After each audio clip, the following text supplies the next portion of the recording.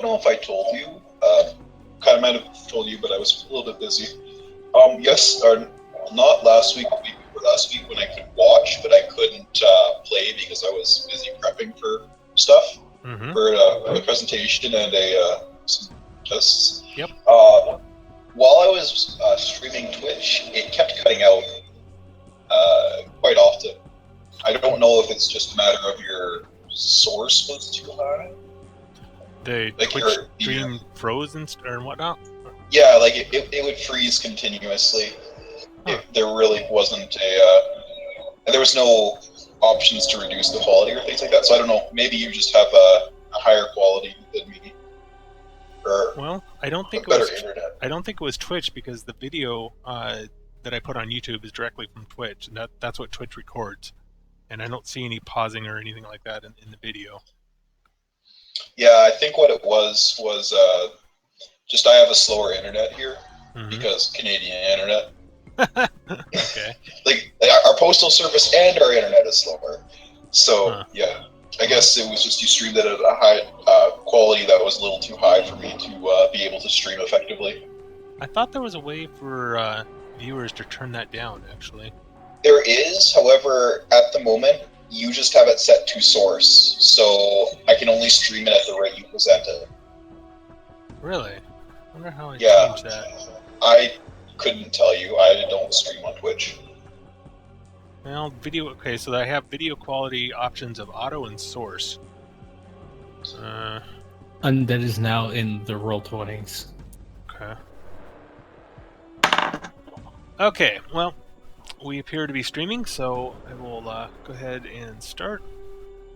Alright, so welcome to the stream. I am Devnulicus, or Lee, and I'm the GM for this little group that we have going. It's this Planescape setting in Pathfinder. With us we have Sarah, Trevor, Jeff, Shade, and Dave, and possibly a new player if he shows up. He's on Roll20. That's true, he is. Syndra, okay. In any case, when we last left our intrepid adventurers, you guys had just arrived at Sigil, or in Sigil, and through a series of minor misadventures, you managed to get to the Hall of Records, where you met Bartholomew Hume, who was the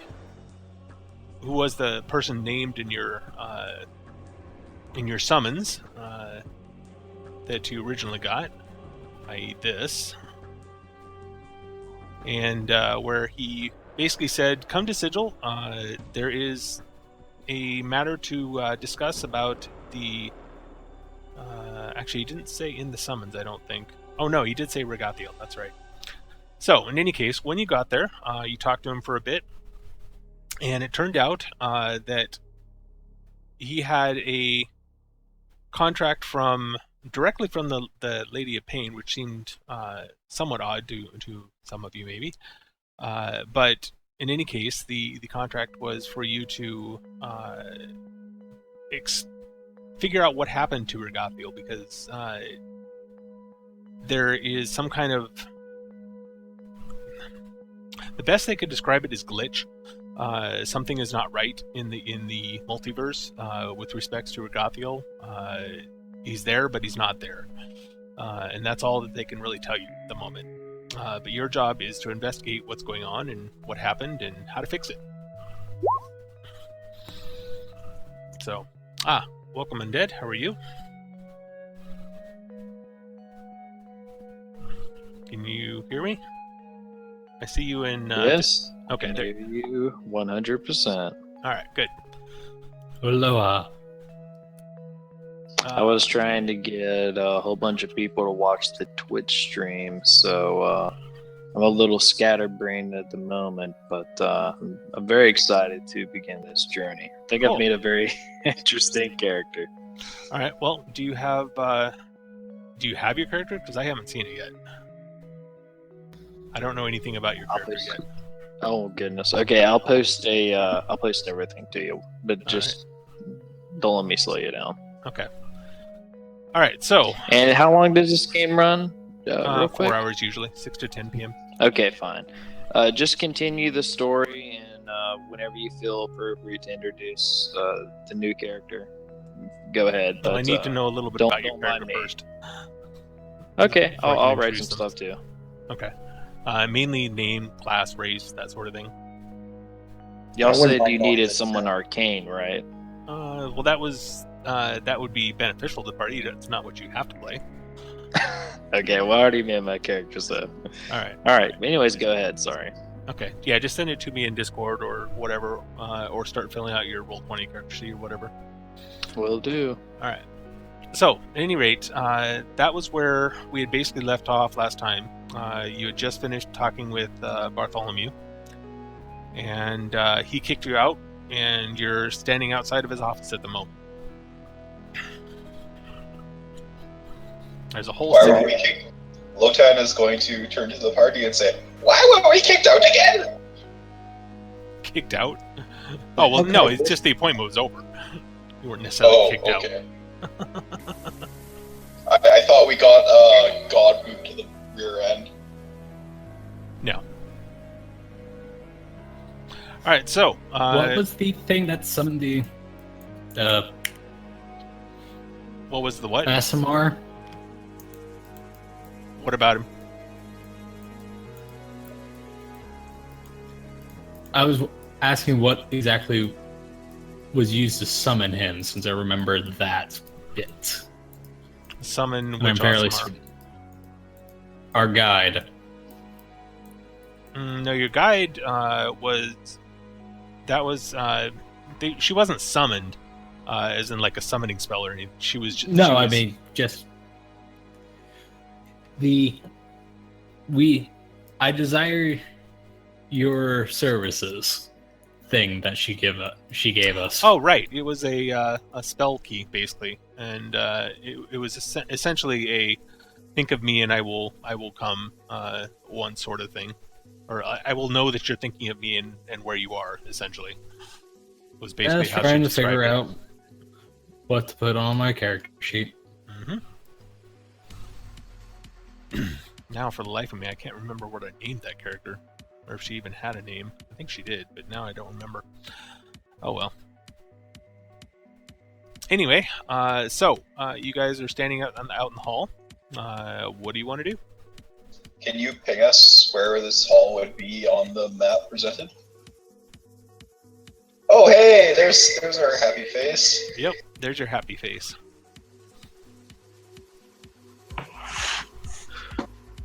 Okay, so what was the first thing that we were tasked with doing? No, nothing specific at the moment.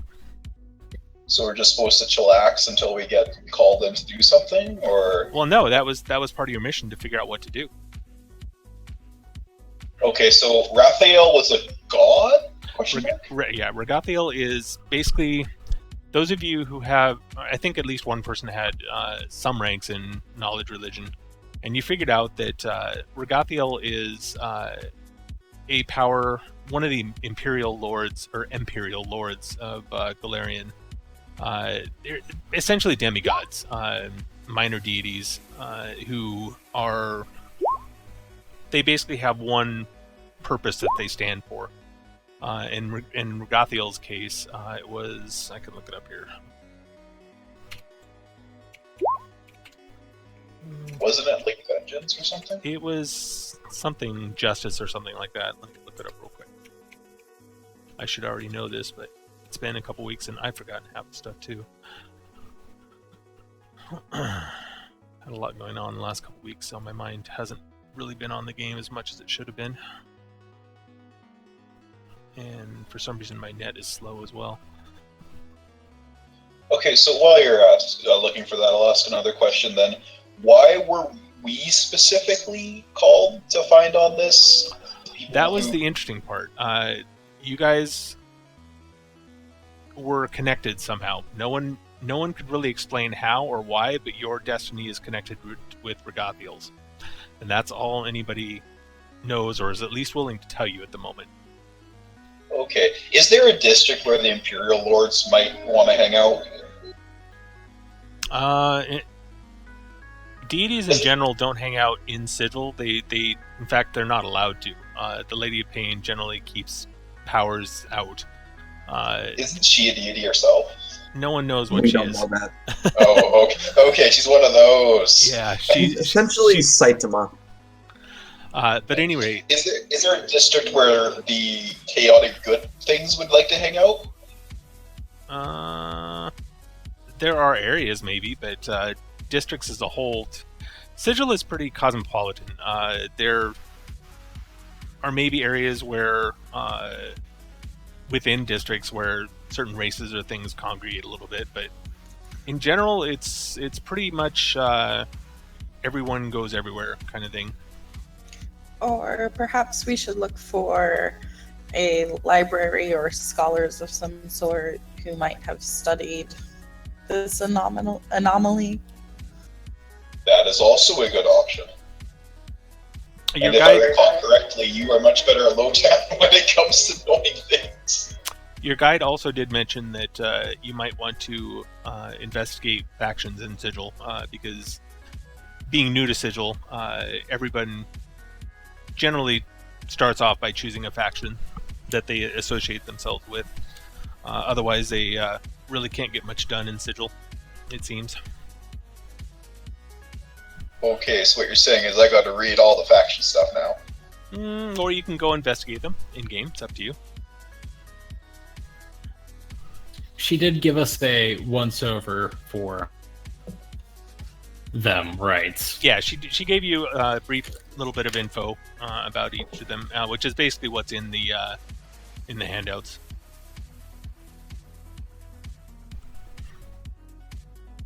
So Regathiel, by the way, is an Imperial Lord. It's not Imperial.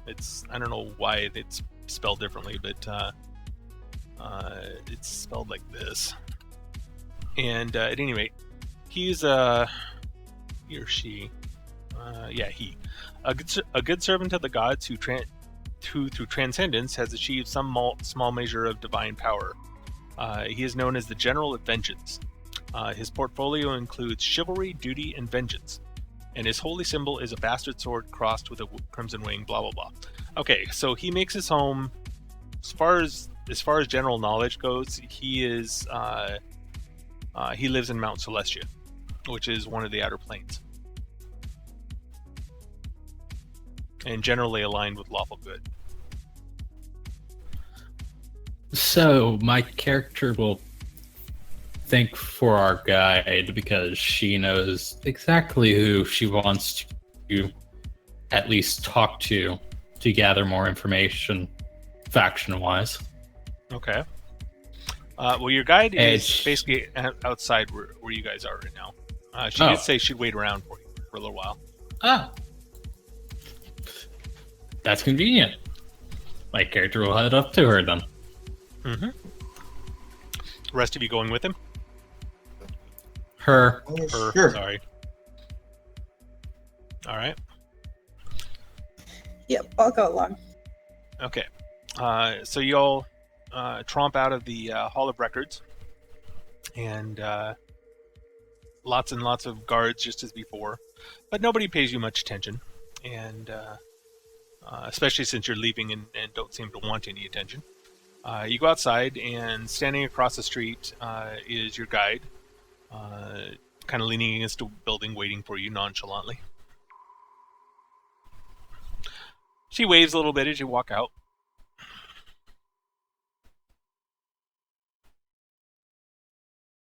Didn't you want to talk to her? I do. I'm also talking to the friend who's watching this. Yes. Okay. I'm wondering if you can take us to the gatehouse. The gatehouse. Yes, I suppose I could. You really want to go there? That's kind of a strange place to go. A little bit dangerous sometimes. How so? Well, it's the home of the Bleakers. They're kind of they can be dangerous at times. Bleakers? Who are the Bleakers? They're one of the factions. They're also known as the Bleak Cabal. They're really kind of the I don't know. Most people think of them mad. They're depressed, is the best way to put it. Nothing has any meaning to them. Put it this way: their headquarters is in an asylum. Okay, I think I understand then. Why would we wish to see them? That's Well- a good question. Oh, It's that- not really you guys. I wish to see them. How come? Because I'm interested in the faction. Of course. What else? I'm gonna ask the guide if there's any Guide kind of looks at you strangely. If there's any I'll artistic factions. Well, I will there's- shrug towards the guide. There's a couple that might be considered artistic in some ways. Believers of the Source, or Godsmen. They are generally, or many of them are craftsmen. Their headquarters is in the Foundry. In fact, they tend to be known to make beautiful things. The other one is Sensates, who a good portion of them are artists and of some sort. Huh. So, either one. Depends on what kind of artistry you're looking for. Well, I'm a bit of an artist myself, so any type of paintings or art or anything that you consider beautiful, I would be interested in.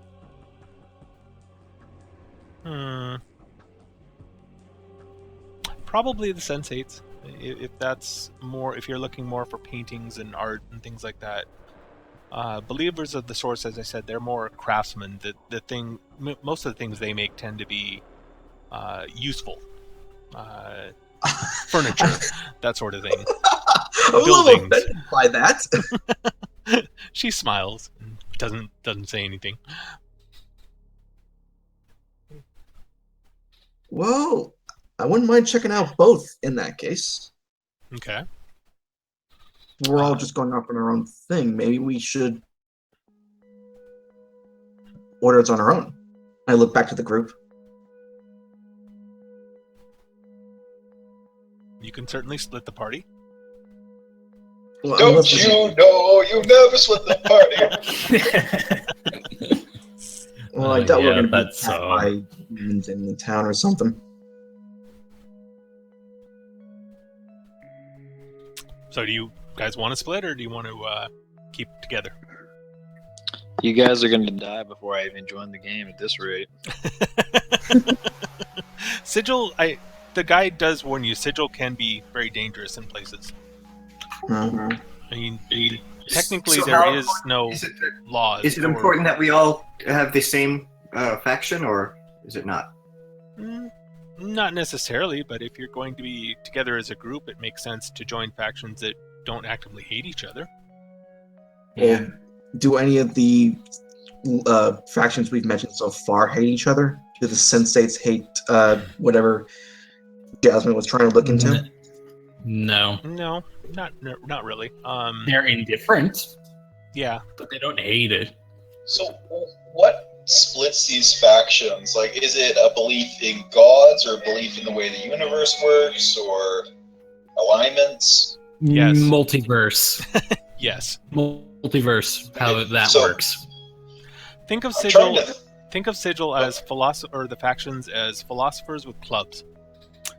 They all have their own belief systems, and they believe in them very passionately and strongly, and they feel that the more people who believe as they do, the more the universe will conform to their belief. Which, in the Outer Planes, there's some truth to that, actually. Is Is there a more practical set of beliefs. Like where Lotan's from, there are no gods really don't exist as ancestor worship. Day-to-day life really doesn't revolve around deities or higher powers. It's more along the lines of what can you do, and in more of a community sense. It's not individual specific. I am doing this for myself. It's how can I help the community kind of thing. Like think the noble savage kind of archetype. Because Lotan really doesn't have a philosophical stake, because in terms of philosophy, he's pretty neutral. The ones I would maybe suggest for you are Transcendent Order? well, the Athar, because you said you didn't really want to be involved with gods that much. They tend to be the defiers of gods. The Fraternity of Order, governors, they tend to be very group-oriented, very lawful. The Indepts, just kind of doing their own thing, most of them. Sensates, well, pretty much all they care about is experience in the universe, and that's pretty. But there are some useful benefits to that. Transcendent Order, they believe in action over thought. I don't know if that would be appropriate to what you said or not. The others, I don't know. You'd have to take a look at them, honestly, to see if they match what you are interested in.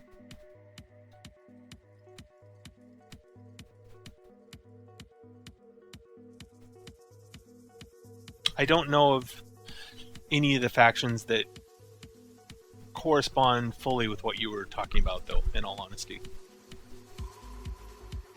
Yeah, Lotan's philosophy isn't necessarily his strong suit. Well, it doesn't have to be, but at the same time, being in the Outer Planes means that beliefs and actions have consequences to the universe.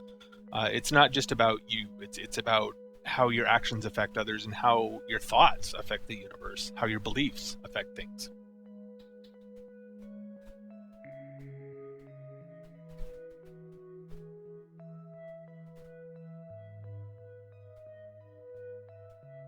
So, is there someplace that anyone would like me to take them first, or? Yes, the Sensates.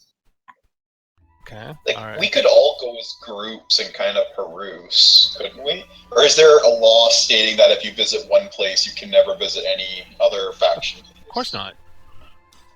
No, There of course are not. no laws. There's just Well, not according to the Lady of Pain, but the hardheads may and the governors may take issue with that statement. No, the fact that we There are yes. no official laws, but there are laws that people who are powerful enough to enforce will enforce. the fact that we don't have to all join the same faction, though. I mean, it shouldn't really affect us that we all just go to these different factions to check it out, and then we each individually join whichever one we want. The only way that would affect is if, say, one person picks a faction that says gods don't exist, and another person picks a faction that says, "Oh yeah, gods do exist." If they're enemies, then At the Sensates, as long as you guys don't join the Doom Guard, which I'm assuming is the evil faction, I think we'll be fine. There's a number of what many would consider the evil factions. In all Let honesty, me guess, since the Sensates are evil. most not of at these all, factions are pretty neutral in terms of the good or evil scale. Like, it's like one of them's like they believe in laws, and if you know how to do the laws, you can make the laws do whatever the hell you want, which is very lawful neutral, and it couldn't. It's basically good and evil don't apply to pretty much any of the things, and you can apply good aspects and evil aspects to most of them in pretty equal fashion. It's more law and chaos, I think, along the scale. the only ones that most consider universally evil are probably the Fated. In all honesty, Wait a minute. They're not evil. Most consider them so.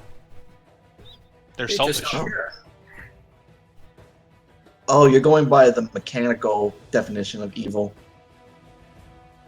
No, it's just most consider evil to be selfish. It is a perusing opinion of the populace of Sigil. Not an actual thing. Well, you ask 10 people what evil means, you'll get 10 different answers, obviously. Pointing this out there, it says you can't be lawful good to join the fated. True. It does not say you can't be neutral good or chaotic good, though. Well, automatically, I'm not Can't allowed be a because paladin. I'm lawful good.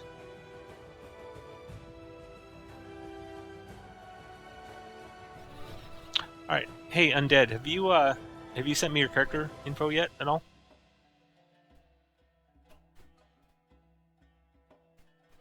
Yeah, I'm sending it now. All right. So anyway, since of the two, I don't know which is actually closest to where we are. And if I remember correctly, where we are is technically a faction stronghold. In fact, yes. I think the governors rule here. If I remember right. I believe it's the sign of one, yes. Sign of one. Let's see. Hall of That's- Speakers, nope. No, that's okay. So the governor's headquarters and city courts. I don't remember who is oh, it might be the signers. You're right, actually. Hall of Speakers. Nope. Okay.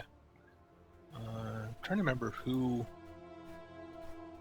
Harmonium. Oh, the Hardheads. Okay. Nope. Sure. Nope. I was wrong.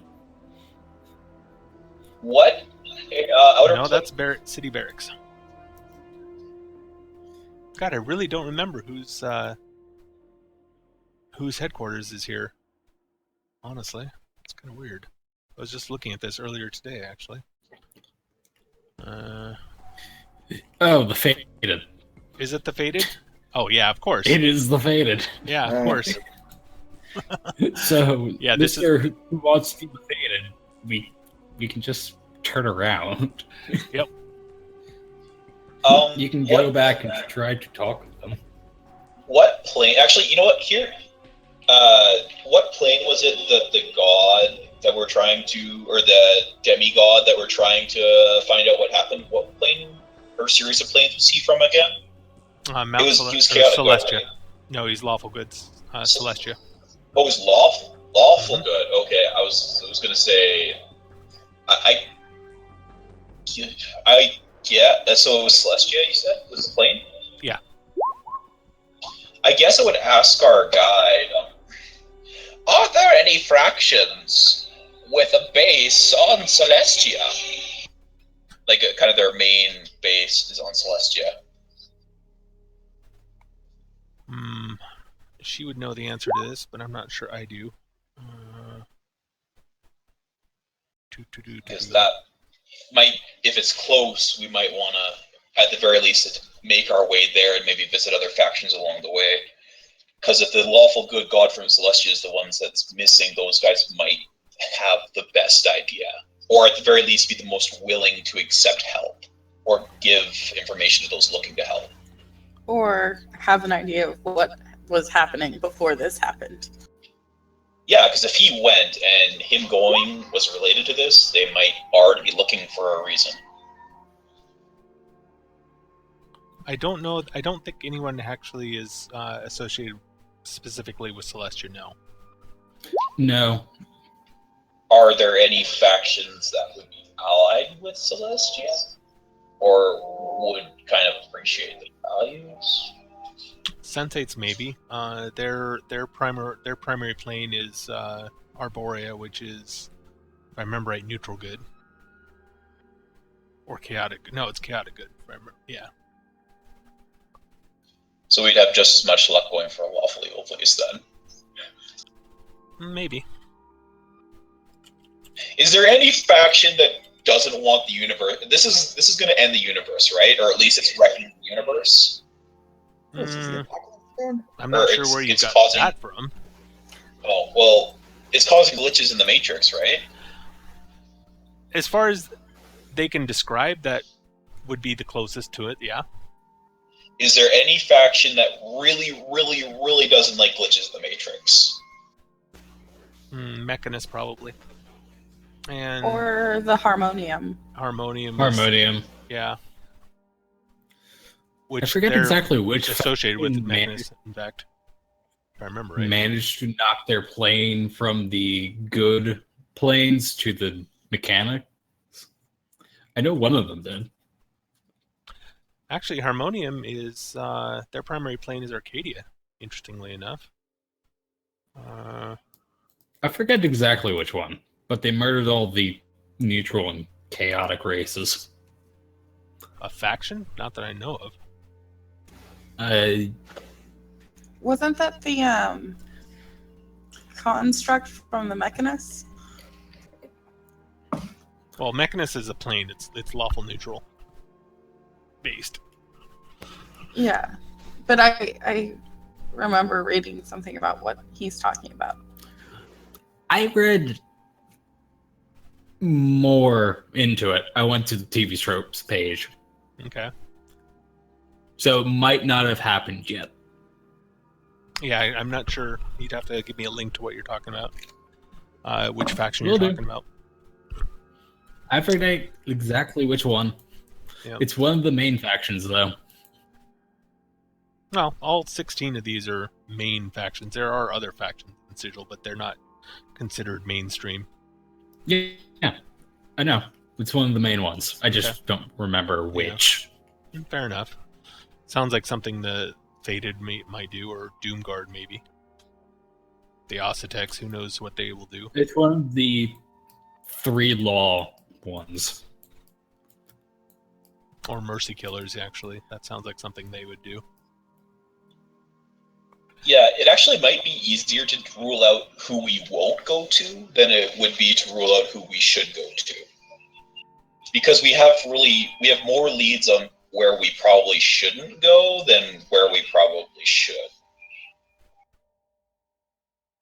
So anyone who's like, fuck the law, probably wouldn't be too distressed for this to happen. Oh, no, my character's just wanting to go there because for my particular one, it's like, it's not the job that's why I'm going there, it's to join the faction itself. Yeah, that's alright. I'm just saying that for the job, those areas might not be the best. Honestly, the moment I heard that there is an art faction around here, I kind of just gave up on the job entirely. The moment you heard what? Guild in this city, I just gave up on the job in hand entirely. Okay.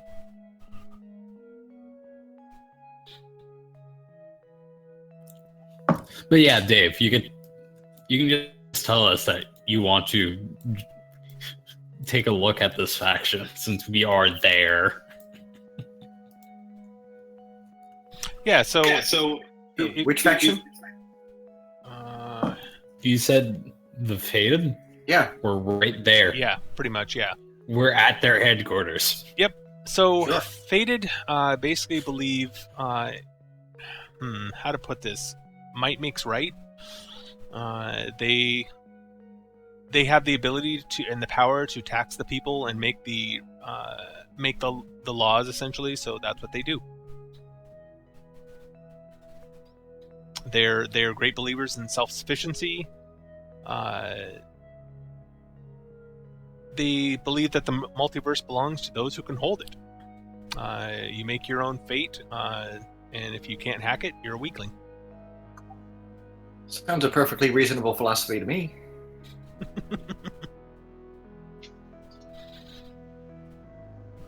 So that is, I mean, you can read more about it in the handout, but they run the Hall of Records mainly because they like information. the more they know and the more they can tax people, the happier they are.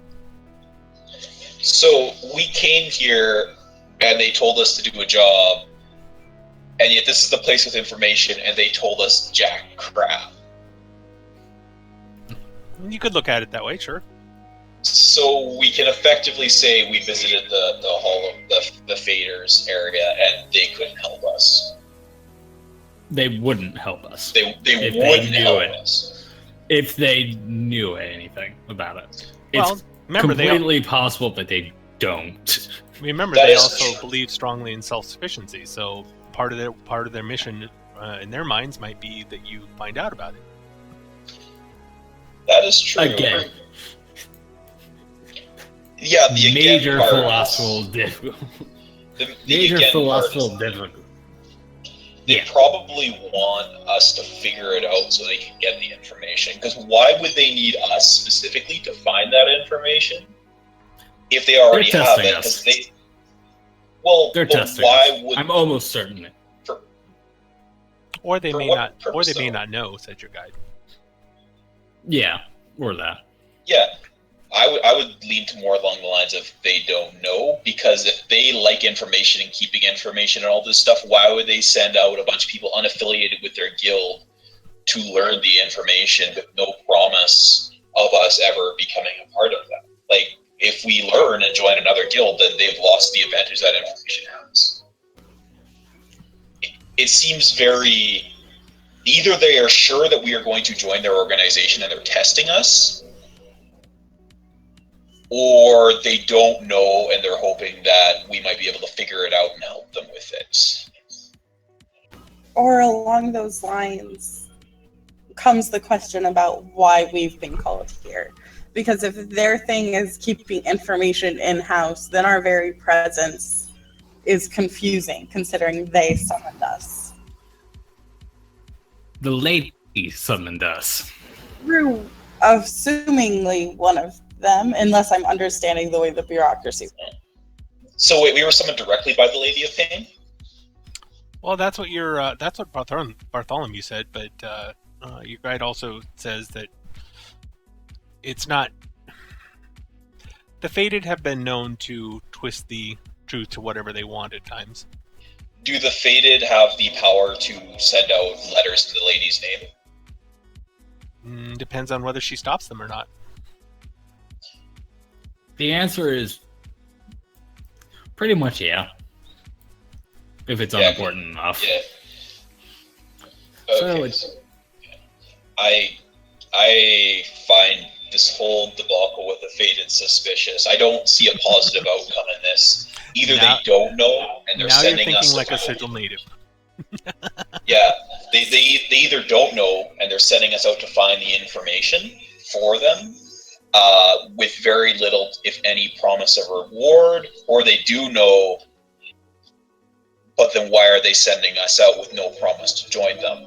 Well, There are way the too many contracts that you unknown. signed, the contracts that you signed did say that there would be monetary compensation after each mission from the faction. Oh, would that basically didn't mention restrict us from amounts. joining any other faction? No, not at all. Okay, so at this point In they're fact, basically your paying us to contract find out specific- information. In fact, your contract specifically said that there would be no restrictions on you in any way as for which faction you joined. It was very specific on that. Okay, that sounds a lot along the lines of they brought in a bunch of outsiders who may or may not have a connection into a situation where they have no information, and they're paying us to find information. We are an outlier in the world of Sigil. We're unknown. We can move through many circles without much, without eyes upon us. We're basically moles. Well, Probably. I mean, it kind of sounds to me as if they have an idea of that maybe it's some sort of inside job and they needed kind of a objective Mercenary outsider. group? Yeah, an objective outsider. So we that in either case, it sounds like they don't know and they want to know. So going to the Hall of Records for help, kind of a moot point because they're the ones who hired us to That's find out for not what them. I'm If you want to saying. join the faction, That's what I was talking about. Yeah, okay, yeah.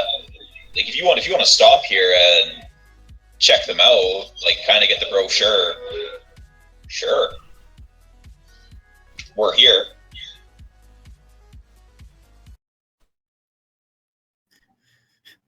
That's why I was talking to Gabe for.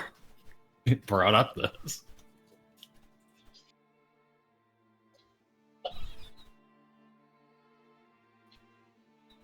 Lowtime will apologize. Giant Halo cities make him a little confused.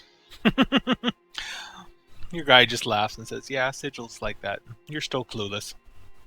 And I say that in the nicest possible way. That it's a term that sigil people use for people who are new to the city. It's not intended to offend. Really? The full tiny demon person will pat the giant lizard man on the shoulder as best she can. It's definitely, Lowtime will say, well, it is definitely different from home. Is there a place that you would like to visit first, besides the Hall of Records? Since you seem to have done your business there. Have we had a chance to bathe yet? No. Actually, No. you haven't stopped at an inn or anything like that yet. What is this bathing of which you speak? Is there a place with a pool or a place that we can kind of go in and maybe for cheap or for free, kind of get the demon off us? Demon stench. 'Cause I'm pretty sure we just walked. I'm pretty sure we just walked through hell to get here, so quite literally. Oh no, we did. Yeah, you did, in fact. There's the a... Sensites? They, in fact, do have a mini restaurants and eating areas and places to go for entertainment, but not so much places to stay that I know of, unless you're part of the faction. I'm more thinking about bathhouse or something akin to that. Well, I can recommend some inns. There is there's a tavern with an inn attached, not too far from here, back in the Bazaar district, I guess that's a little ways from here. Bazaar. Well, it's still a place that I recommend. In all honesty, it's called the Ubiquitous Wayfarer. Say that one 3 times fast. At any rate, it's a lively place, and it's safer than most. Can I roll sense motive on that? Sure. I'll do so as well. All right.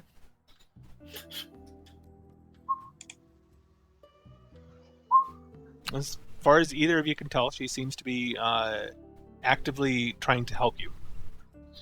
What is that voice of the lizard? That is the voice of the lizard that was supposed to be a dark, gruff lizard voice, but ended up a high, squeaky birdman voice. Because I suck with accents. You don't have to do an accent. I mean, I'm playing a female midget right now. Yeah, but I like doing that. Wait, do you see my character? Yeah, about that, maybe we should continue on so that we can actually introduce his character.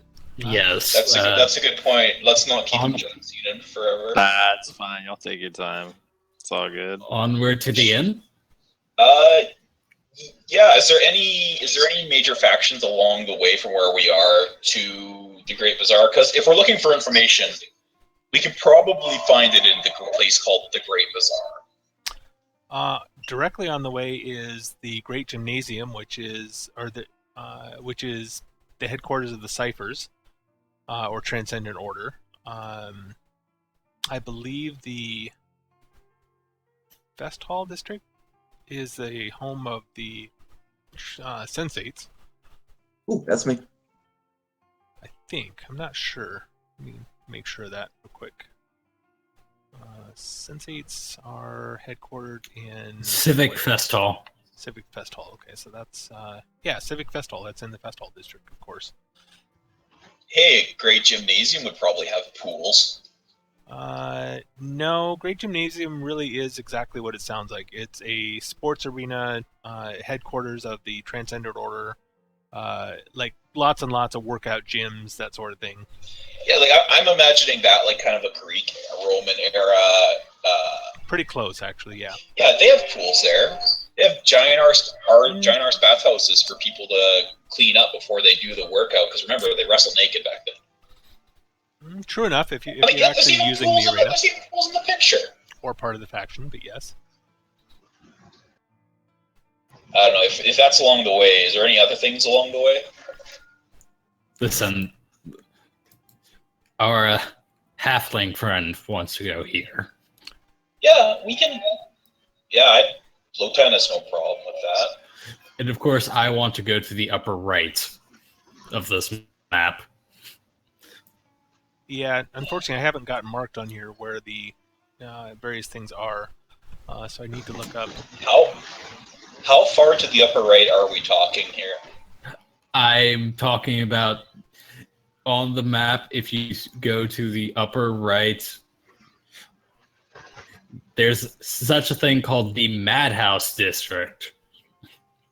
I'm assuming it's there. Oh, that's way to the upper right. Yeah. Hang on a second, though. Yes. What if this is Well, set up with the giant T? Remember, upper right is also lower left. Yeah, Or put the lower yes. right, I should say. So it's not necessarily as far out as way as you think. What time My of day is character- it if day weaving happens here?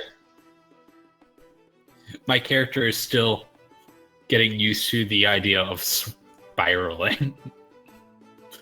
Yeah, exactly. It's a hard concept for most. Can I make a roll to see if I understand it again? It finally paid off. Yep, so Sensates is on the way. The Great Gymnasium is on the way. And I believe the Free Leaguers Oh, are Hall of Speakers. Hall of Speakers is on the way. That is the headquarters of some other one. But if you really want to get cleaned off first, I'd recommend skipping that and going directly to the end, and then taking the tour. It's up to you. The signers are the Hall of Speakers. Mm-hmm. So you want to zigzag our way westward towards the inn, and then take a tour of every place we missed tomorrow? What time is it now? It's The hard to question tell. is, how long have we been awake? There really is no day or night in Sigil. It's always just kind of a amber or it's just always kind of twilightish. There is a time. There is a method of keeping time that they use, but it's not something that you'd be used to. Atomic clocks. Are we tired from getting chased through hell? Yes, it has been We should quite a go long to the day. inn. Maybe go straight to the inn, and if there's anything directly along the way, then. Well, that your guide kind of recommends if you are tired and want to get cleaned up, going directly to the inn would be the best bet. If you're wanting to explore the factions, she will gladly show you, but she does recommend not going in stinking of demon blood or devil blood and that sort of thing.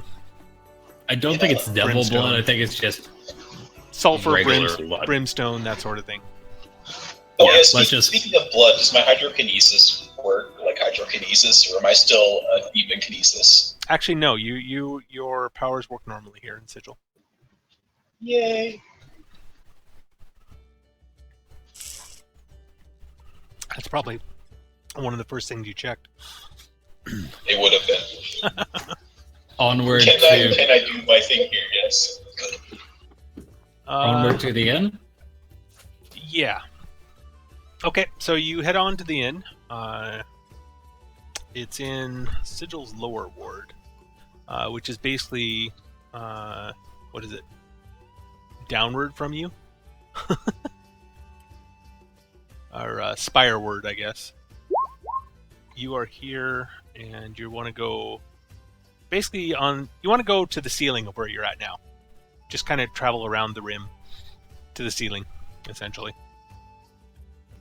Oh, good. That's not concerning. So she starts leading you Spireward, and it's...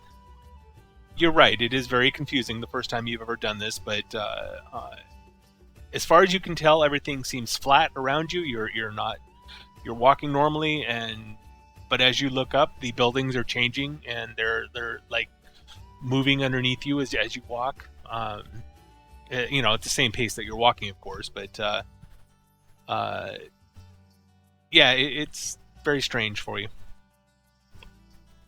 So eventually, within probably a couple hours, you arrive at a fairly uninspiring looking place, but it looks probably one of the most normal places you guys have seen in Sigil. It's a nice, friendly, homey kind of inn, tavern place. The music is lively. People are heading in and out. They seem happy and lively. So, if you want to head in, you can. Sure, head in. All right. Yep. All right. So, tavern's lively tonight. Serving maids push through the crowds, taking orders, delivering drinks, and laughing at every comment tossed their way. A quick glance around reveals a typical Sigil crowd. Chaos men and governors discussing philosophy over frothing mugs in one corner. Luckily, they seem to have left their clubs at home. A tiefling snuggling up to a barnyard near the fire. Various primes, planers, and petitioners mingling freely, though a body would be hard-pressed to tell one from the other.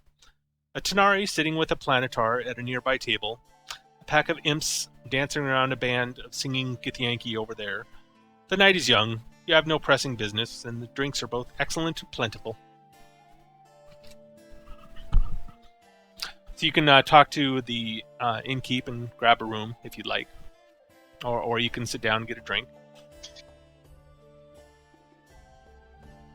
Or you can look around for interesting people to talk to. Your choice. I would have asked the guide what faction she's in on the way. She is Senthy. Ah, okay. So, undead. You're sitting in a tavern, just kind of having a drink. You came to Sigil a while ago, and have been kind of making your way, trying to survive on your own for a while. When in through the door of the tavern come a rather unlikely group of what seem like fairly clueless people, newcomers to Sigil. They've got a guide with them from the Sensates, and they're kind of looking around, wondering what to do. The only thing is, have you read the any of the handouts about the dream, by the way?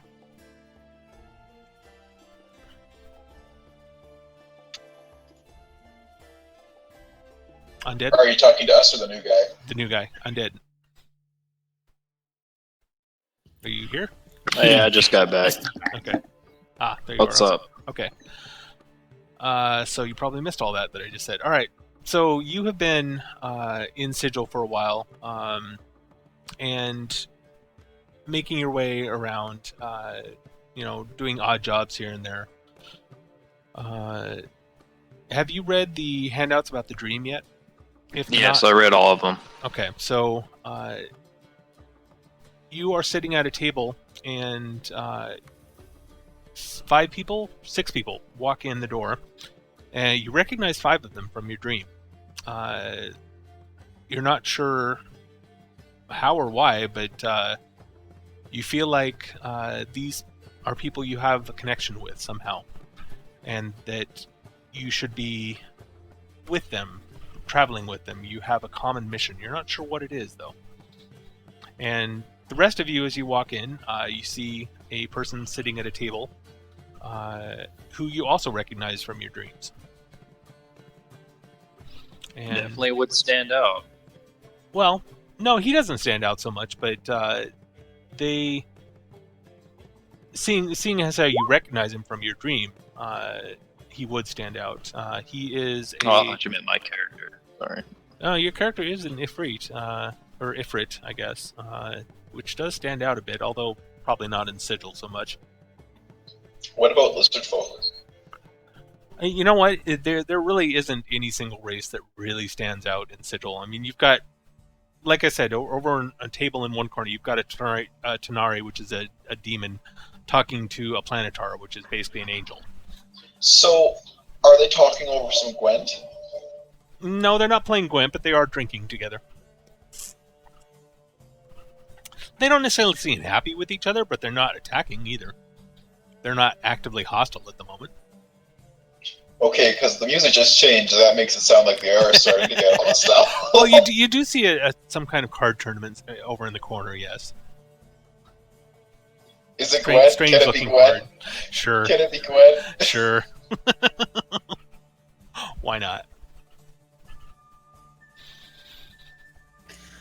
Well, if Moira recognizes this person sitting in the tavern, she'll actually just go straight up to him and say, "Excuse me, this may be odd, but do you know me?"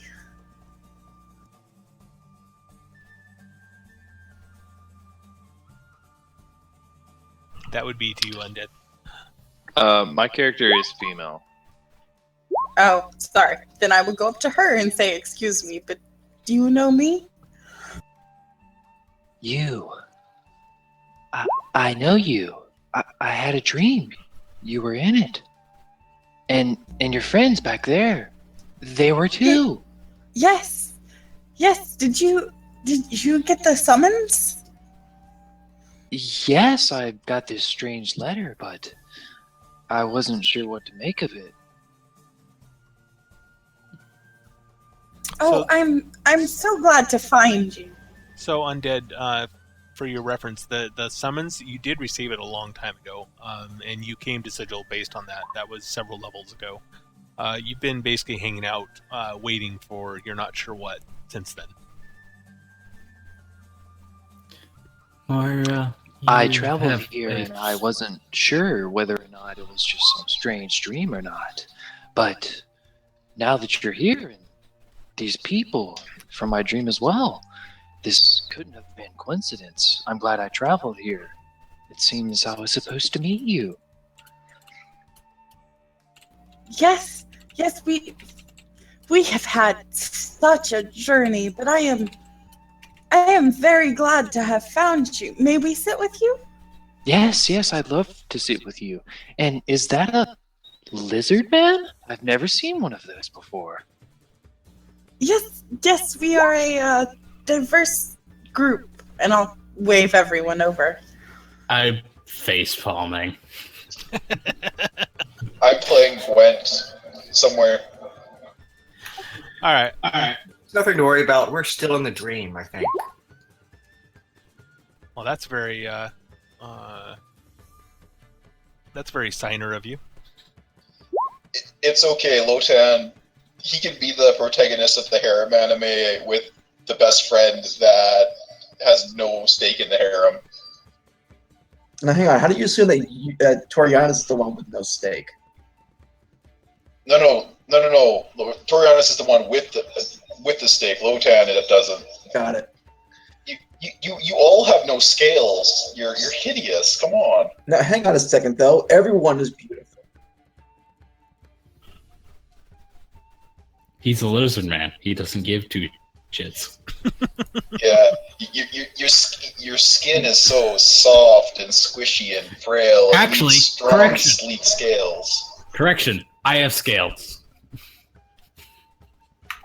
Yeah, this Okay, party you to don't me even has have- one other person and a bunch of monsters. I So don't even have skin.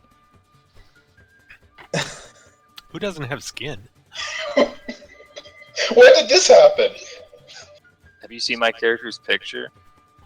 No, it doesn't come through on the character sheet for some reason. The portrait is blank. All right, I'll post it. Okay, no skin is not equivalent to having scales. Just saying. But Jasmine does in fact have scales, by the way. Okay, that's So I doable. wasn't far off when I said that she was a pink Yoshi. Yeah, pretty much. I also have claws and a tail. So what you're saying is you're basically a lizard folk. Well, I'm pink. She's a more attractive lizard folk. No, I'm not. No, nobody is as attractive as Lotan. Come on, his scales glisten with frost. With frost? Yeah, water kineticist power thing. That's how my AC is so high. So when you were a blood kineticist, does that mean you were oozing blood at the time? Probably. Like there's a thematic thing every time I have burn. So like when I have burn due to water, I have like a frosty sheen in my scales. It looked like I was bruised or something. To be honest, it was Heaven a little forbid bit if I hard ever to start tell. doing fire. It was a little bit hard to tell since you guys were mostly covered in blood and clotted body bits from the river blood most of the time you were there. So kind I of hard to thought tell. we had prestidigitation that dealt with that. I cleaned everybody up with my blood kineticist powers. Well, after which we went just to the blood left river. them bloodier, honestly. No. I got paid for cleaning people because you said it. Because I can dry and clean that off with my hydrokineticist powers. Actually, yes. You with your blood-based powers, you would have been able to clean off blood, no problem. Okay. Yeah. I love Which is that mostly this what is you're a covered with, so I thing. guess it makes sense. I love how this became a thing. Lotan, the water taxi, and dry cleaner. The apparent harem that we have.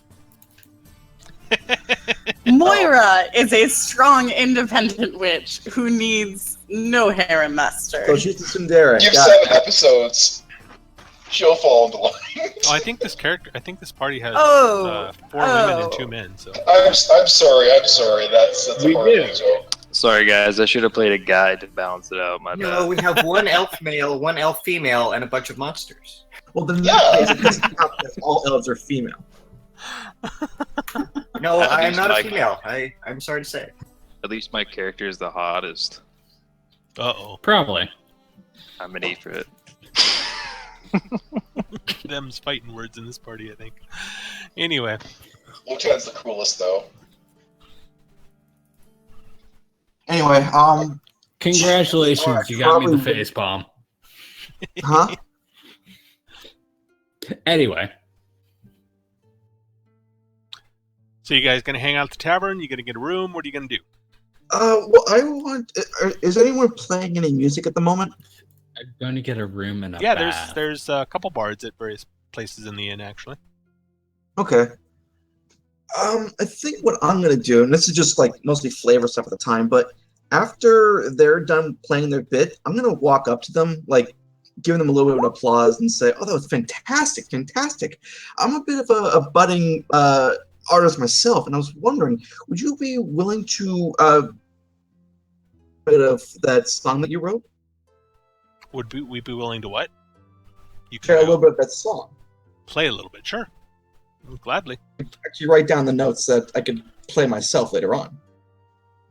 Write down. Well, that'll be a little bit of jink. I mean, paper's not free, and neither is knowledge. But you sure? Pad do that. and hand them pencil. Okay. He's still waiting. And the gold. Okay. No, he doesn't want much. A gold piece will do. That's fine. But yeah, he says, "Sure. When I'm done playing tonight, I've got a job tonight, so I can't necessarily just take time off and do this. But when I'm done tonight, sure, I'll have it for you." I'll come back down to tonight after you finish then. Alrighty. If I'm not around, I'll leave it with the innkeep. I look forward to it then. Thank you. No problem. I pay him and then I head back to the group. All right.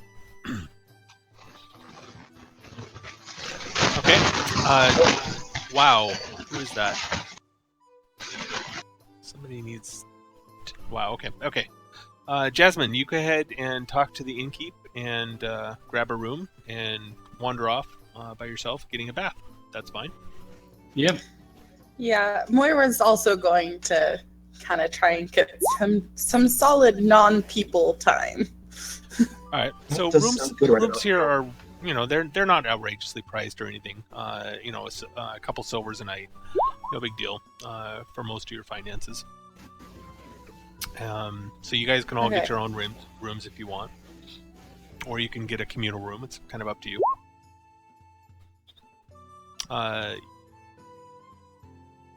Yes, there I'm are. willing to share a room, but otherwise, I just want to shower. So unless you guys are doing anything unusual tonight, you guys can rest and recover whatever you want, and go out and explore, or go do the faction tour in the morning. But if somebody wants to do something before that, you're welcome to. Otherwise, Can I will do fast forward. Can I do the linguistics roll to figure out the Servants of Lady of Pain's language some more? Oh, the Dabu language, sure. Yes. Okay. Well, you figure out maybe another symbol or two on it. A vague meaning of them. Who is going to the baths? Was it the halfling and the elf? Yeah. Yeah. It was the Tiefling. Yeah, Oh, the tiefling. yeah, she doesn't like it when you doesn't like when you call her. Jeff. I can't hear you, bud. Wow. Whatever you're doing is really loud on your mic. You're moving it around or something. Sounds like you're unwrapping Christmas presents. Is that better? Yes, much. I have no idea why that happened, but I will keep an eye out for that. Yeah, I don't. It sounded like you were like moving your microphone against a wall or something, or a bunch of cloth or something. It's really weird. Just really, really loud. I don't know what it That was. was odd. Yeah, that is odd. Okay, well, in any case, I like that joke. And a freak, 2 elves, a halfling, and a lizard walk into a bar. Or 2 elves, I guess. Yeah, that's what she said. All right. Anyway, so morning comes, and Mara, you can grab your. It was Mara who wanted the sheet music, right? Sheet music, yes. Okay, yeah, you can grab that from the innkeeper. You can wait around and wait for their set to finish. It's up to you. But Awesome. That's a gift from my brother. in either case, you will have some sheet music, various folk music that is good for taverns, basically, to use. And morning passes, or night passes, or what passes for night, passes uneventfully.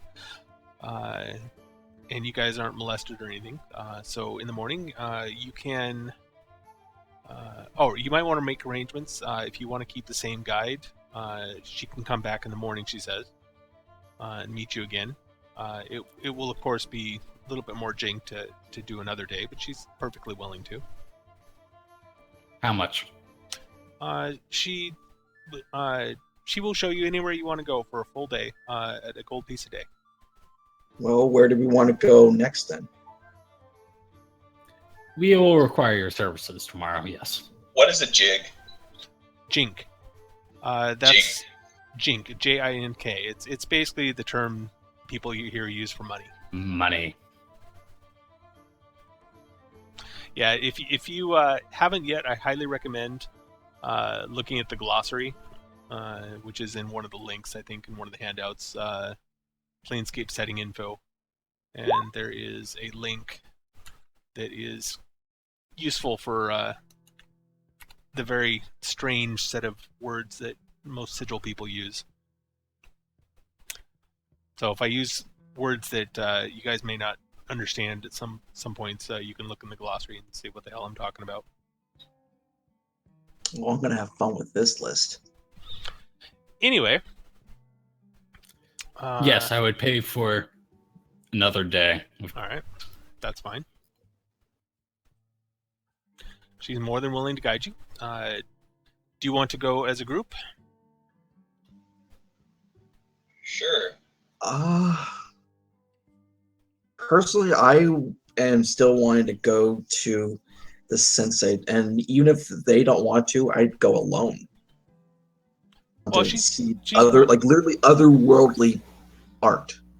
There are a number of places that you guys want to visit. You can all visit them together. I mean, you can visit all of them as a group, or you can try and find it on your own.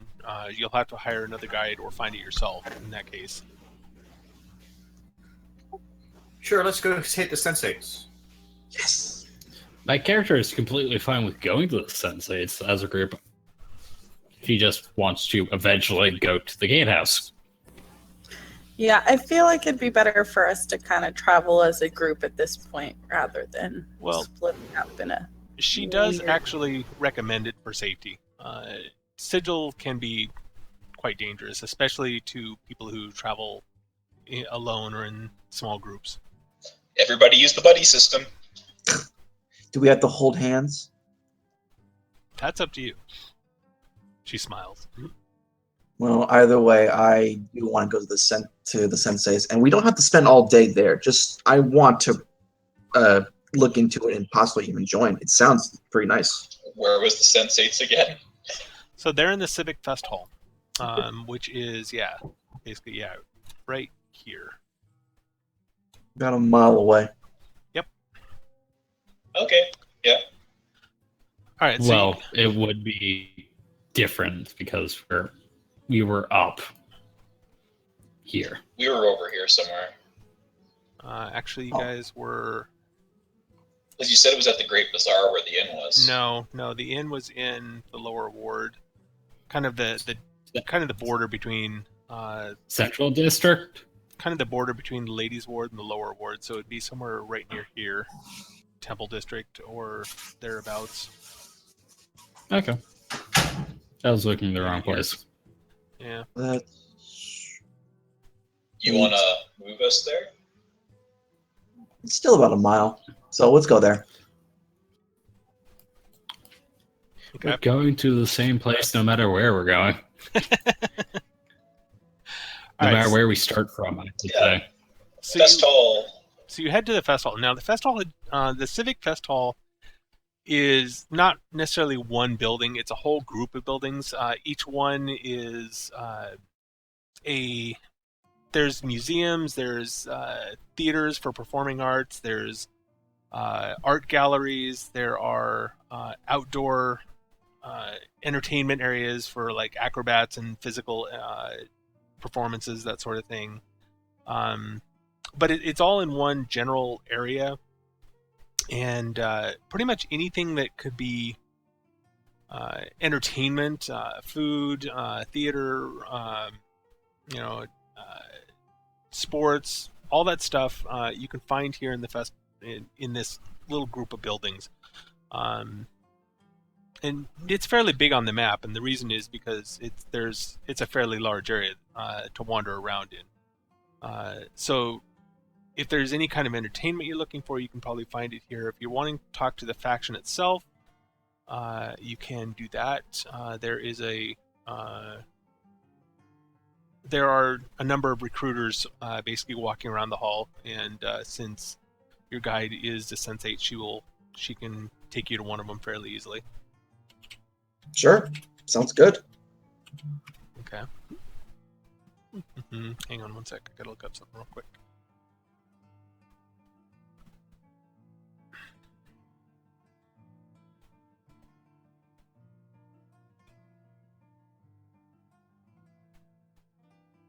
Okay.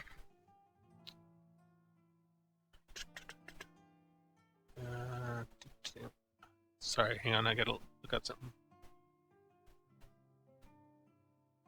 Okay, so she takes you to somebody of a race you've never really seen before. Maybe those of you who have knowledge of planes may have some clue what this race is, but most of you don't have a clue. The being is maybe 6 feet tall, leathery, almost desiccated looking skin. Apparently, a lot of you have planar knowledge. Go figure. Those of you who get a DC 20 will know that this is a Githyanki, which is a relatively rare being, but they're not usually known for being good or friendly. This one, however, seems to be. He's all smiles, which looks very weird on his leathery face, almost like their faces weren't made to smile, but nonetheless, he still manages to do it. And he greets you warmly, saying, well, hello there, newcomers. I hear that you are possibly interested in joining the Sensates. How may I help you? Is there any information I can tell you?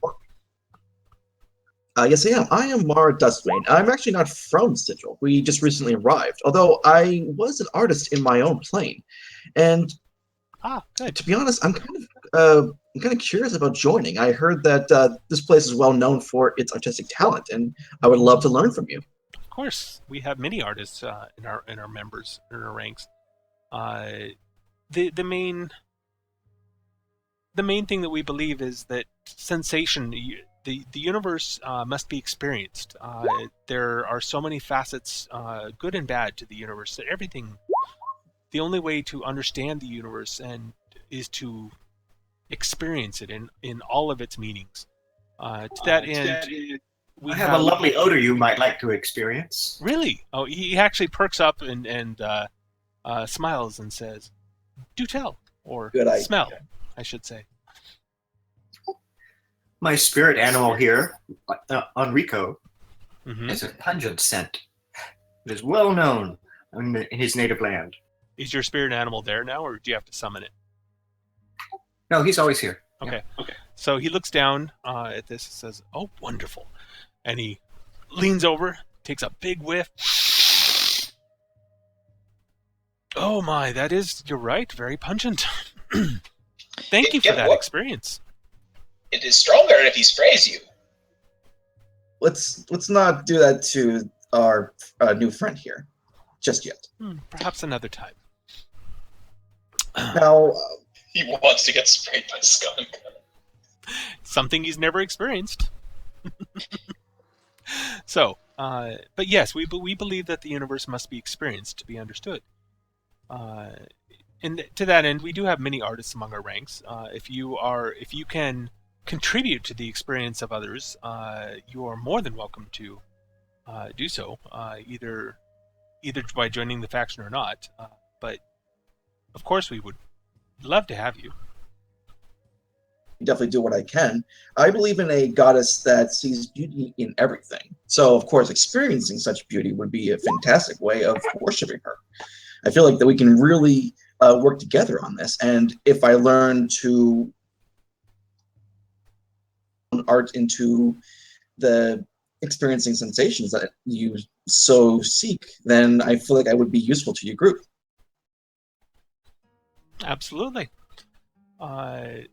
Although keep in mind that when we say experience, we don't just mean beauty. We mean all types of experience. Anything that is new to you would be something that would be beneficial, so to speak, in your journey to transcendence.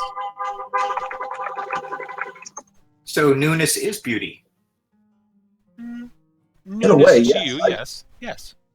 That is a very good way of putting it. It's still a good thing because I'm always looking for inspiration for my next piece of art.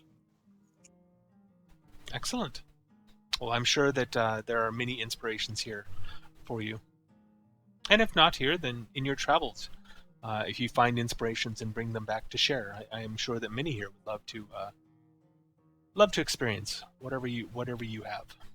Well, now that you mentioned it, I'm actually curious about the artists here. Do you happen to have a gallery of some sort with your paintings? I myself am not a painter, but we do have an art gallery here. Yes, many of our members are painters, and they love to share their art with others. If it's possible, I'd like to look at it first, and then afterwards sign up with you guys. Oh, of course. I will I am assigned to this area, so you may find me again at any time. But he directs you to a building, maybe a few hundred feet that direction. Looks like kind of a large building made of mostly glass, actually. It's fairly beautiful. He says, in there is an art gallery in that building. All right, well, thank you. And I start to hand him some gold, as like a tip or something. He puts out his hands and says, "No, thank you. That will not be necessary here." Okay. Well, again, thank you for showing me the way. And I guess I start to head towards the gallery. All right. You guys all going with him? Or are you entertaining yourself in other ways? That depends. Does the gallery have a lizard folk art exhibit? And by that, I mean like travel. Only one way to find out. Yeah, sure. Let's check out the gallery. All right. It can't be that bad. I'm actually curious because it's alien art. It's new to me, new to my character at least. So you go to the art gallery, and this building is huge. I mean, it's one of the larger buildings any of you have ever been in. And there are many, many levels to it. Each level seems to be dedicated to some form or medium of artwork. Some are paintings, some are sculptures. A number are things that you have no idea what they are or how to view them.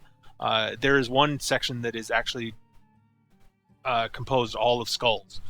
You're not sure what that's about. But yes, there is a section for paintings if you guys want to go look at it.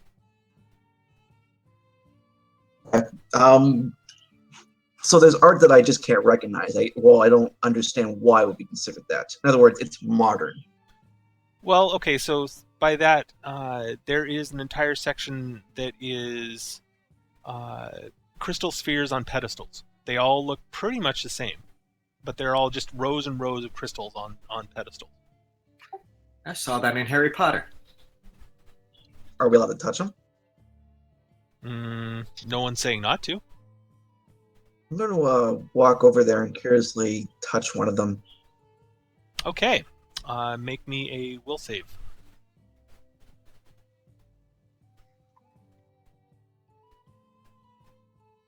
All right. You feel something...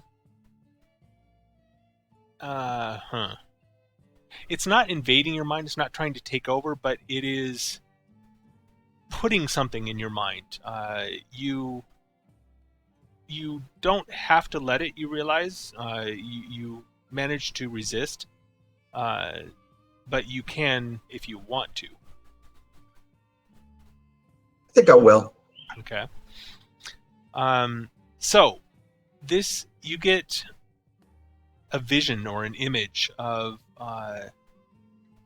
it's almost like you're experiencing it from somebody else's viewpoint, but you're basically tied to a rack, a torture rack of some sort, and there's a demon standing above you with a very nasty looking whip and looking at you and kind of leering almost, and then it raises its whip and starts to lash you over and over. The sensations of pain make you shudder and scream, and then the vision ends. Does he scream in real life? No, she does kind of jump a little bit. Basically what happened is a memory was implanted. It's instantaneous, but it is very vivid to the person experiencing it. You can probably tell my character's a little surprised by this, but afterwards she just sort of dusts herself off and says something along the lines of, well, that's an interesting interpretation of what artistic talent is, but okay. And I just move on to the next one. Or not the next thing, like the next area. Okay. Oh, come on. There's lots more visions I have. So All right. I would assume after a little bit of time, I would go through and just look at everything to get an idea of what to expect, and then head over to the main area to sign up or wherever it is we have to go. Are there any lizard folk exhibits?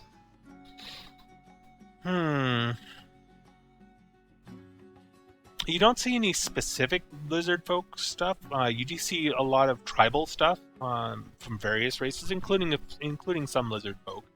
But there's not a section dedicated to it. Any pictures of halflings? Sure, lots of them.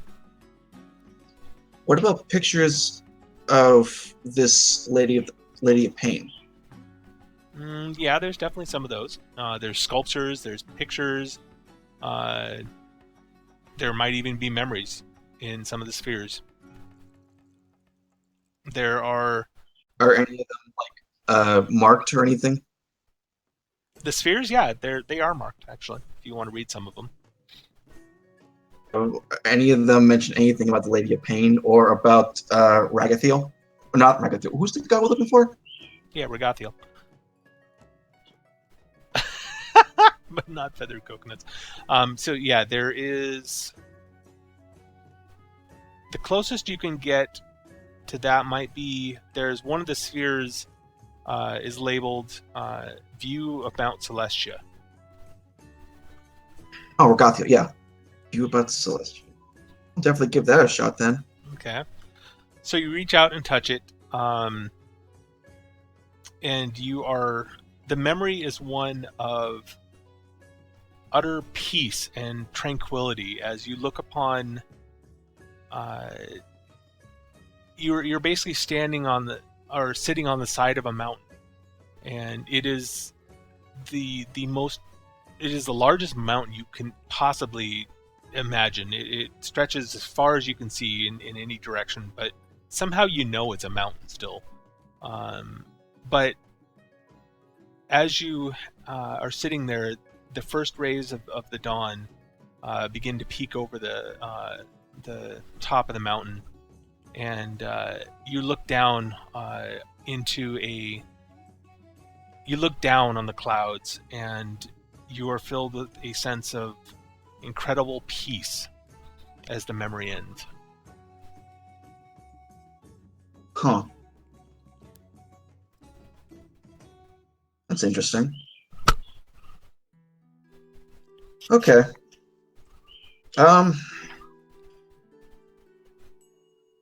I can't think of anything else I would want to investigate in here.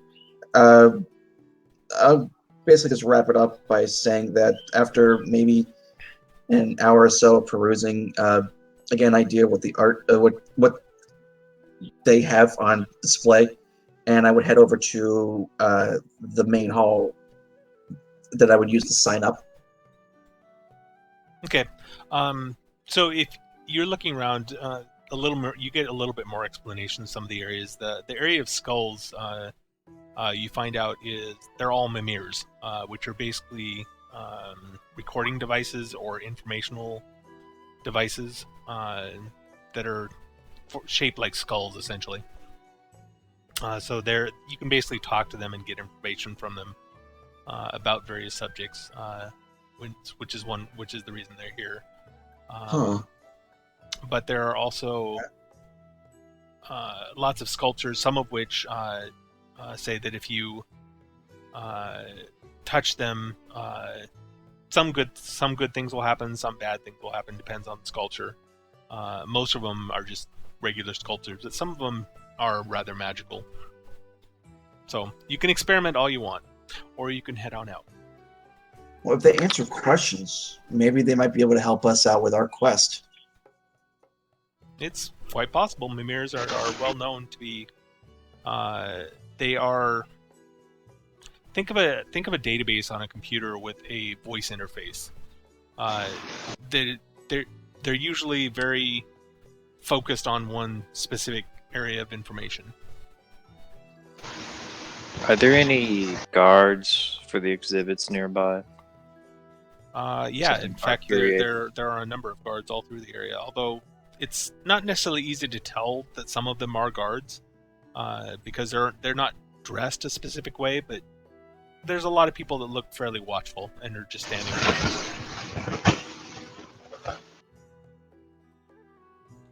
Okay. Does Moss go tell the party that she... Ow. Sorry, what? Is that better? Yeah, it just got really loud all of a sudden. I have no idea what did that. I hit push to talk. It sounds like your mic is really far away and you're talking from like a speaker or something. I have not moved my mic at all. Anyways, I was going to ask, did Mara tell the group that she was able to see those visions and that maybe we should touch ones that might hold prudent to our quest? Well, with the first sphere, you would probably get a sense that you shouldn't touch it just because of the way she reacts afterwards. But the second one, that she would definitely mention what she saw, and if anyone were to ask what that meant, she'd probably just say something along the lines of, well, apparently these spheres contain some sort of memory.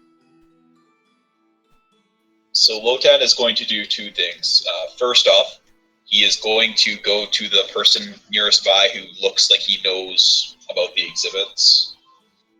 Okay. And he is going to ask them if there are any exhibits that pertain specifically to Raphael.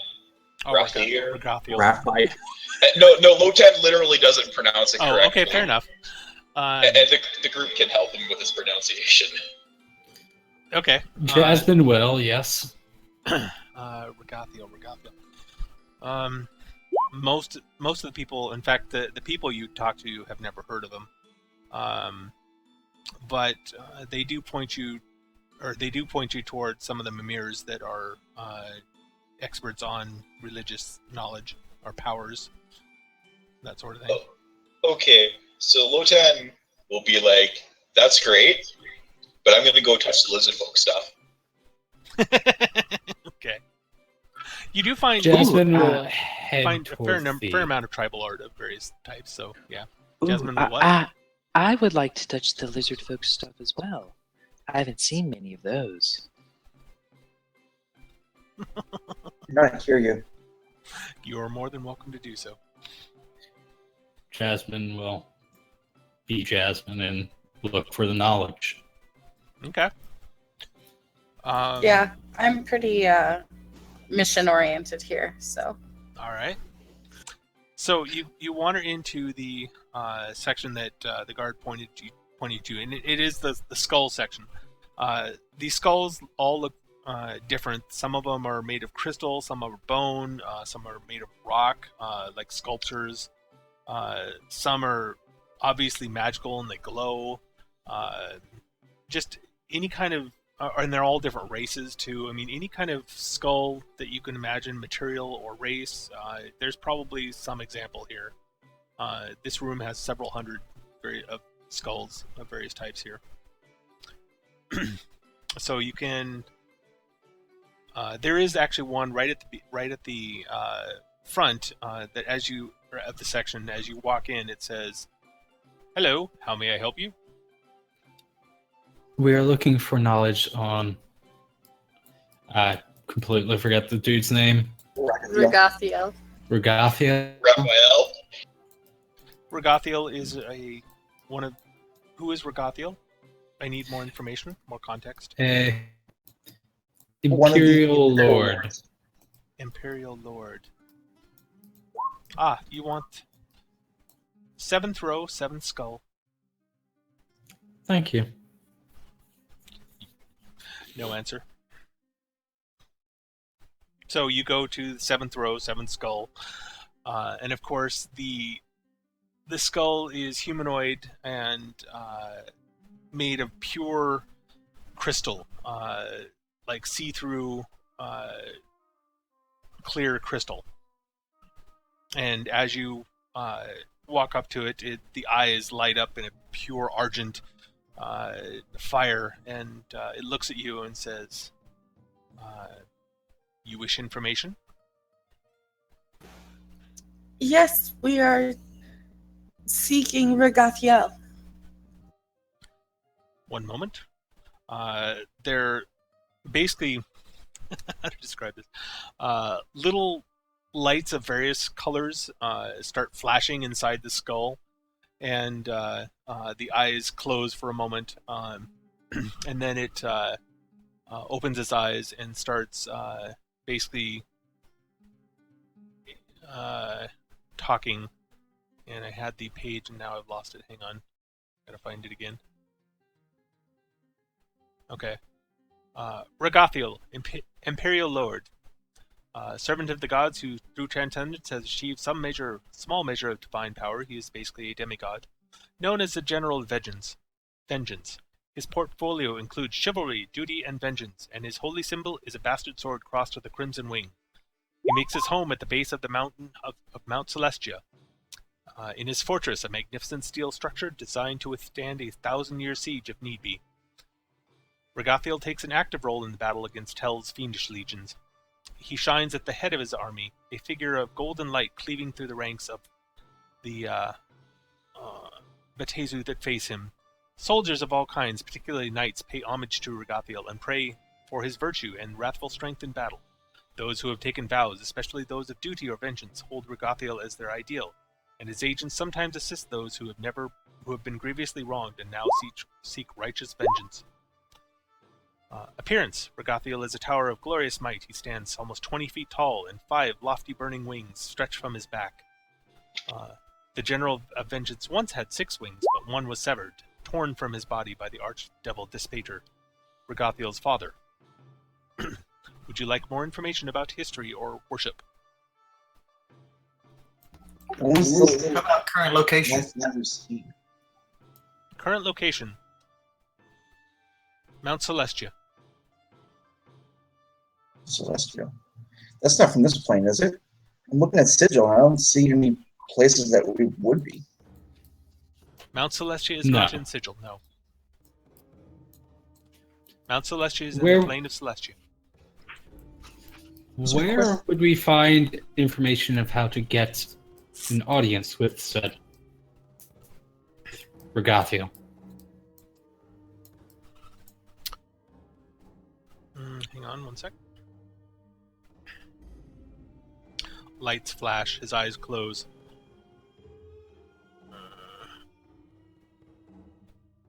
The best way may be to talk to one of his followers, or petitioners, the Crimson Templars. Among the most lawful and goodly followers of Ragathiel are his Crimson Templars, ruthless assassins who are willing to kill in the name of good while saving others from having to perform such violent tasks. Their intense affiliation fortifies them against flames while also empowering them with heavenly fire and can grant them 5-winged flight similar to their patrons. There are also worshippers of Ragathiel spread throughout the planes and the prime material plane. Typically avowed knights, soldiers, wronged, etc. Typical races are Aasimar, Paladins, Blink Dogs, and Kirin are his most common servants. Let's see.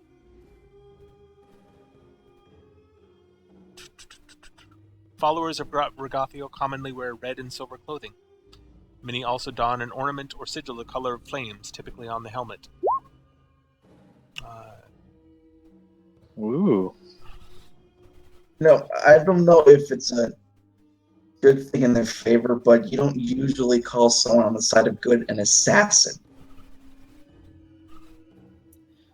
Where would we find these Red Town? The Crimson Templars? Yes. Location unknown. Most likely the prime material world of Galarian. Actually, we might need to know this just in case. Would you happen to know how to return to Galarian from Sigil? Information unknown. Would any of the other heads here have that information? Information unknown. Jasmine will go back to the front head and ask that same question. State destination? Galarian. Prime Material World Galarian. 15th row, seventh column. It says. Starts going there. All right.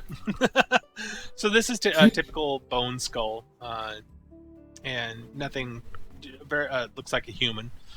Nothing special about it. But as you approach,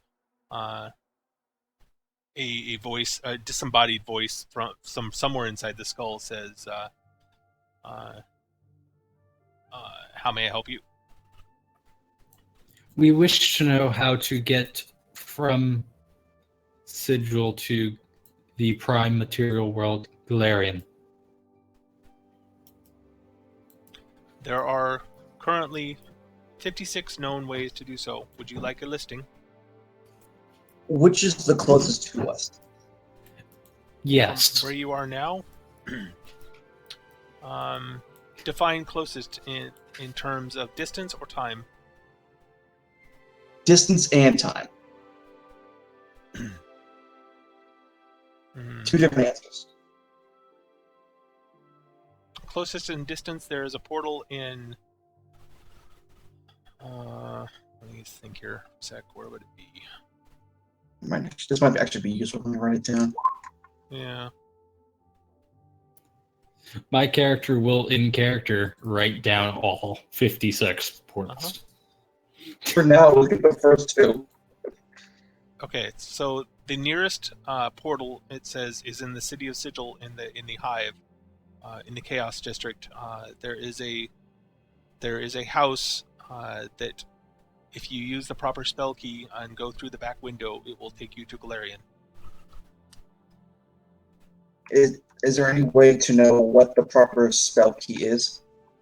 Yes. Do you know the information? You know this. Yes. Will you tell us? No. Okay.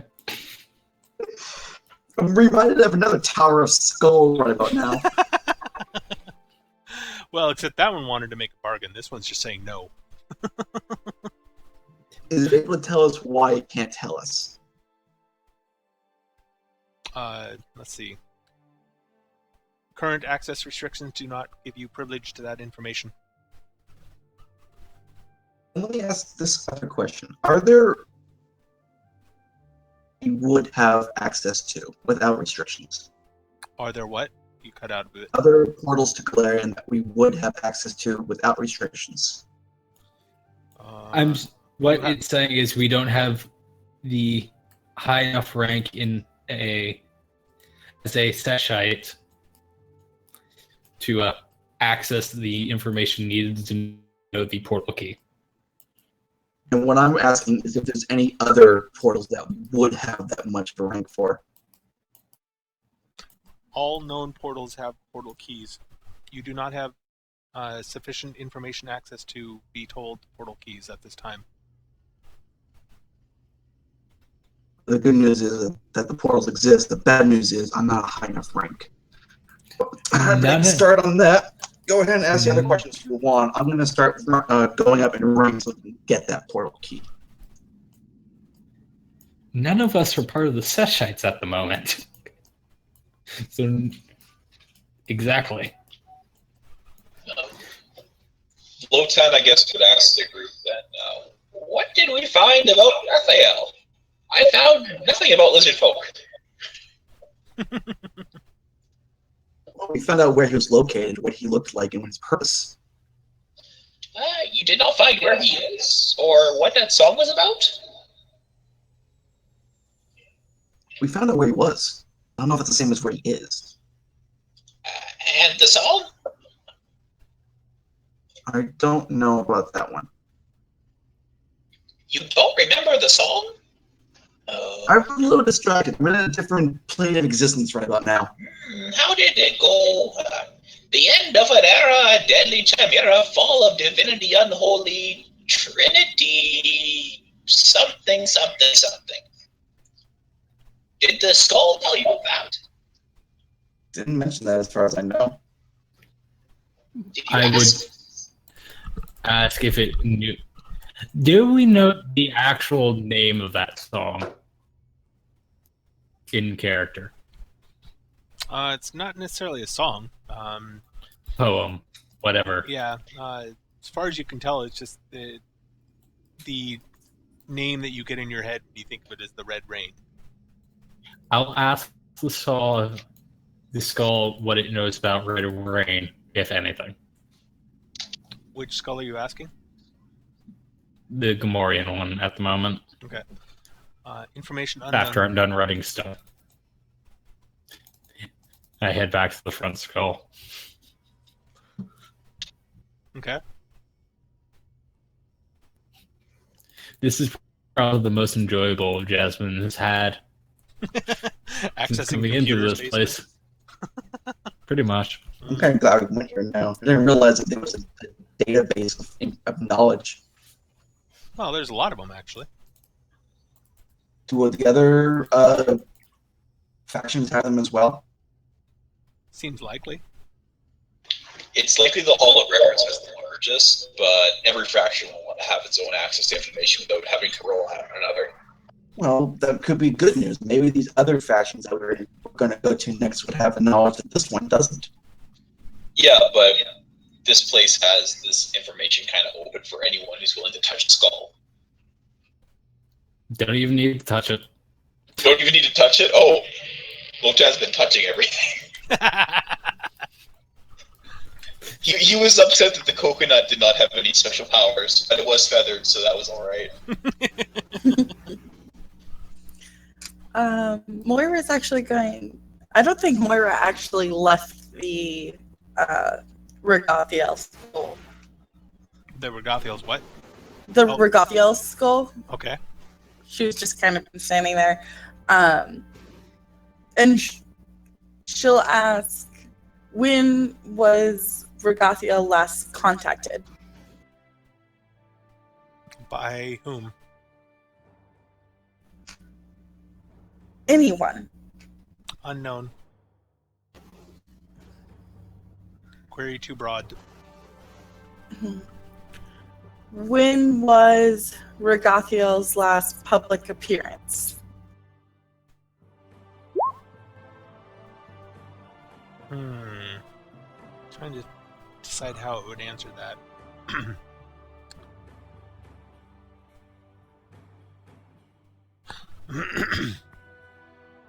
The last known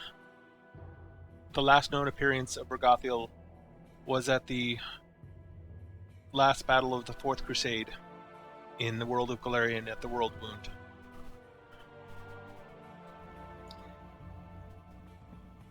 Did Regathiel survive the encounter? Yes.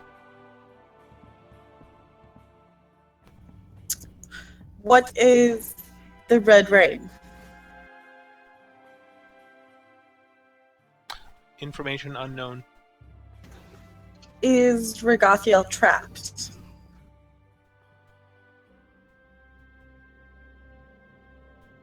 Yes, no, maybe. Information unknown. I don't know. Can you repeat the question? What? Congratulations, it's actually, you broke the skull. Well, actually, kind of. You did. It has several... When you ask it the question, you get the feeling that it is confused and answering in every answer that it is coming up in its memory all at the same time. I think we might have found part of the glitch. Interesting. Yeah. Okay. Who is trapping Regathiel?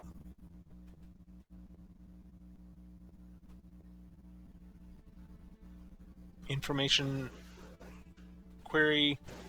Let's see. How would it answer this?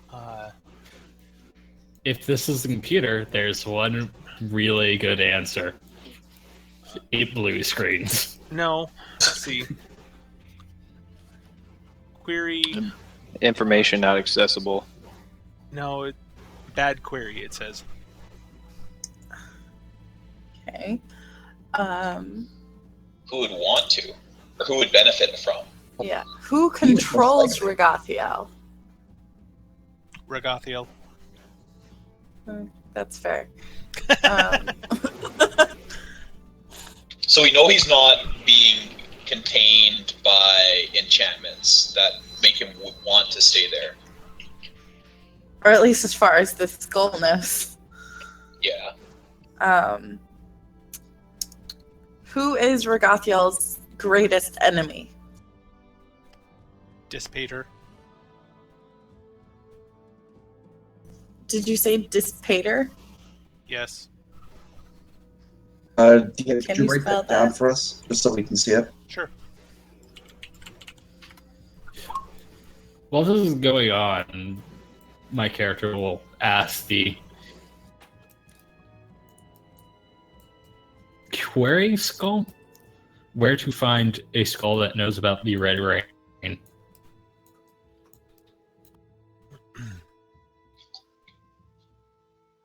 As a side note, I was thinking more along the lines of maybe figuring out who created that song, the author of the song. Less about what the contents of the song itself. So it answers no information found. Well, that one skull doesn't have it, but we can go No, back. he's talking to the directory skull, basically. Oh, Yeah. That's not good. Yeah. What about the Harbinger of Dire Pain? That sounds like a title.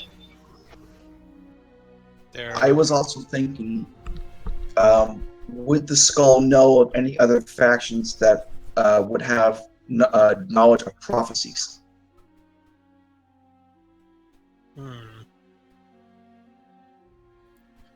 Just so you know, my Yes. character, as soon as she's done, just kind of wanders without saying anything. Okay. We'll see if the party finds you later. Prophecies. Who are you asking about the prophecies, by the way?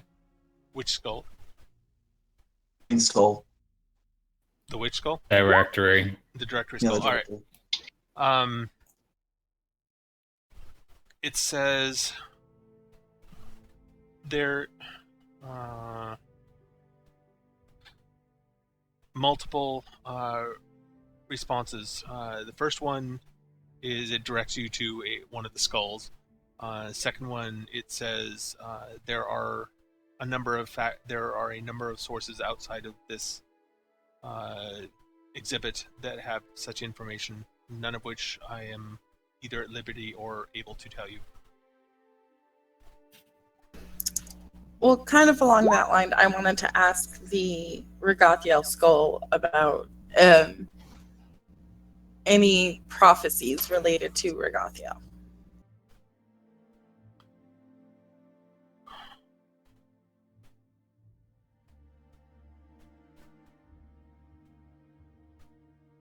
It acts as if it didn't hear your question, and you wait for a while for a response, and nothing happens.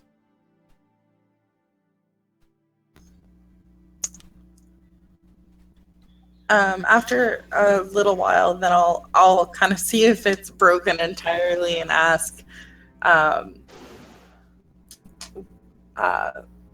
of the questions I already asked, or that had already been asked, Okay. who Gives you the same responses Okay, as before. and then I'll You're ask, finding ways of breaking the skulls. Congratulations. You kind of are, yes. yeah. Then I'll kind of try and rephrase my question, and Yes, all of these skulls are near each other in a three-dimensional grid, basically. There's like an XYZ coordinate in the grid for each skull.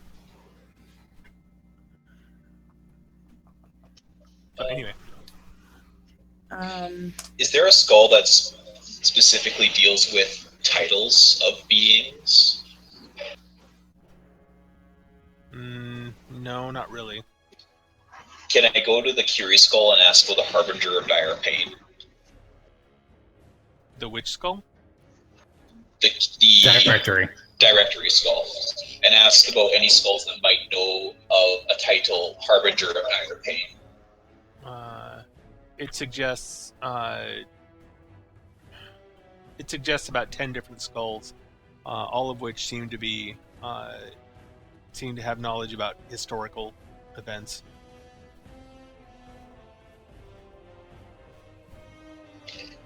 Okay.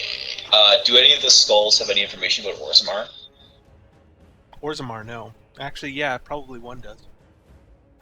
So the Dragon Age universe does exist? Absolutely. Absolutely. Well, of course, if Gwent exists, then... This is Planescape. Everywhere exists. Somewhere. Ask if Planet Earth exists. Yes. So my character is just going to be bouncing around until the halfling gets back. Okay.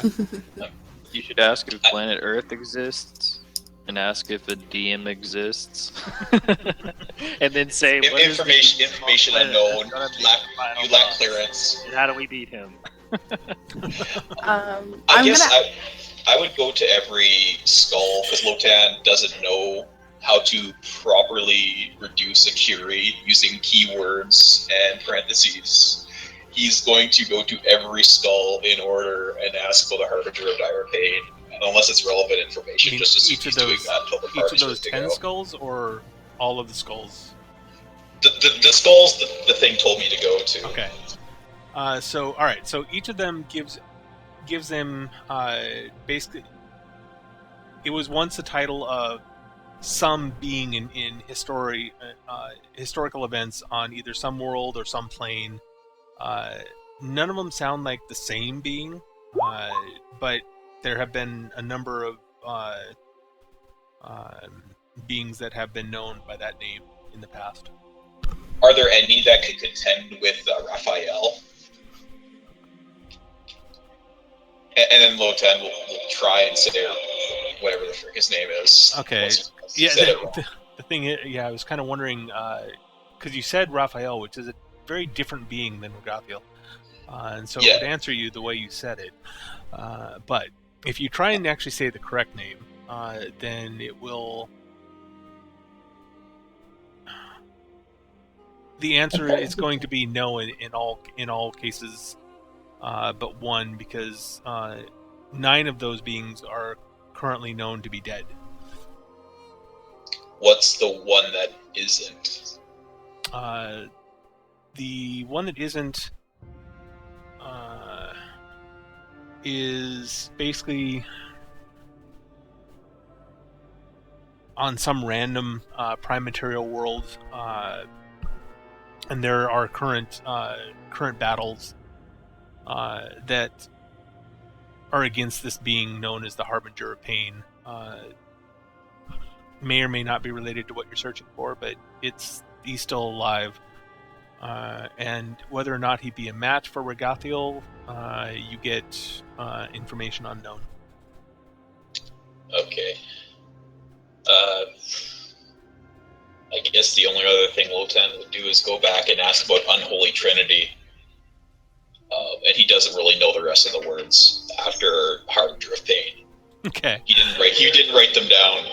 So yeah, Unholy Trinity is the only other thing that he sounds like it might be a title. All right, so you could follow up on that one, and you'll basically get probably 50 different answers from various either historical events or religious beliefs that have unholy trinity of either objects or beings or ideas or something. But it's too broad. Just asking about that is too broad to get any useful information, you think? I would ask about them, the Unholy Trinity, in relation to Reth. Lotan struggles with the word still. Okay. His lizard folk tongue can't make that sound. Maybe I should go with him and try and help him out. All right. I'm sorry if I'm not role playing as much. It's just I'm trying to absorb the current status of what's going on right now. This is a very strange session right now. It's all informational.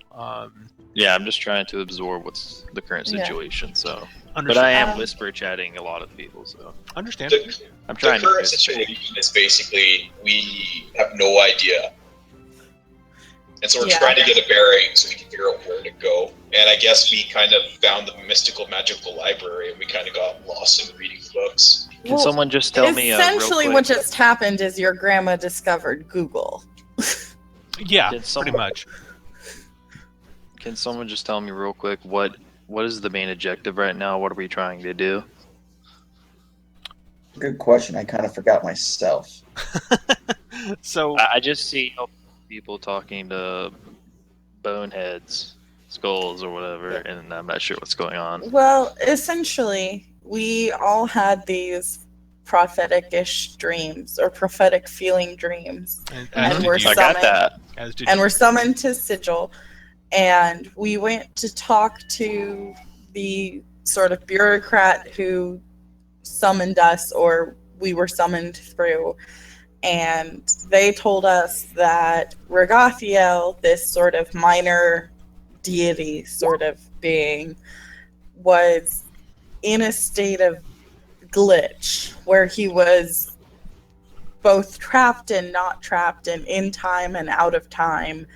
And for some reason, someone has decided that we're the people who are going to figure this out. But they didn't really have any more information for us or any more instructions for us. And we were sort of sent on our Ragathael is way. a god, a deity. Yeah, like a Demigod. demigod. Okay, so it sounds like a piece of him or her is locked away or trapped, and then the other piece isn't. Do we know if the summons we got was from Ragathael or No. from a No. different person? It was essentially from the Lady of Pain through Oh the god, okay. Yeah. Gotcha. And we're not entirely sure about the Lady of Pain bit. Yeah, Lady of Pain. That's more or less just the Hall of Records, maybe abusing its power, and the Lady of Pain's apathy to the situation. Okay. Yeah. So we're just trying to meet our contact, pretty much. We met our contact. They told us jack shit. Pardon my French. We are trying to figure out where to start looking. Yeah. Yeah. What's the We were direction gonna- here? What do we need? Where do we need to go? Point us in the right don't direction here. I'm know. not sure. At the moment, We know we have like that we 3 different ideas. Yeah. We were originally going to go to each of the districts, and while speaking to the factions and seeing which factions might be the best bet for us, see what the factions do, we decided to come here first. Which may However, have we been a kind of mistake. got lost. We got lost in Google. We did find one pretty valid piece of information, though. And the rest of it is just us combing the DM's mind and seeing what he will maybe be willing to slip up on. I mean, you may Gotcha, be okay. coming. I'm trying to ask pertinent questions. Well, so You here's are. what I would recommend. We can do a lot of this informational gathering offline. Okay. You guys Okay, can. You That's guys can probably basically. fair. I will make another room in Discord actually that are questions for skulls. I'll call it. And you So Okay. we guys. didn't spend like an hour talking to skulls. So you guys can spend All as at much once, in-game. simultaneously. Right. You guys can spend Sorry, as much I time was as just you a want bit in. clueless as to what was going on. No you- problem. You're right, actually. That a lot of this can be done and should be done offline. So I'll set up a room, and you guys can ask questions, and I'll answer them as you think of them. Basically. Okay. So you guys can spend as As- much in-game time as you want talking to these skulls, but for now, let's move on to something different. Okay. Okay. So Okay, that's fair. One of you will have to figure out where I am and drag me out of this place. Wait, So, to the gymnasium district? well, I wanted to sign up with the faction first. We must take care of that and then hit the gymnasium. Okay, so who is joining the Sensates?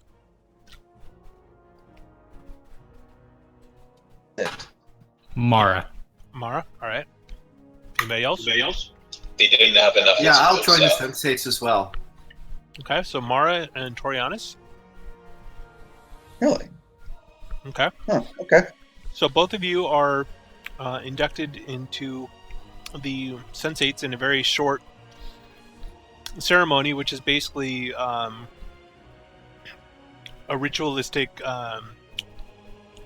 experience of like 4 different types of feelings for each of your senses, basically, including memory. But it's relatively unimportant for purposes of the game, so I won't go through the details of it. But you guys can read up on the benefits and restrictions of the faction.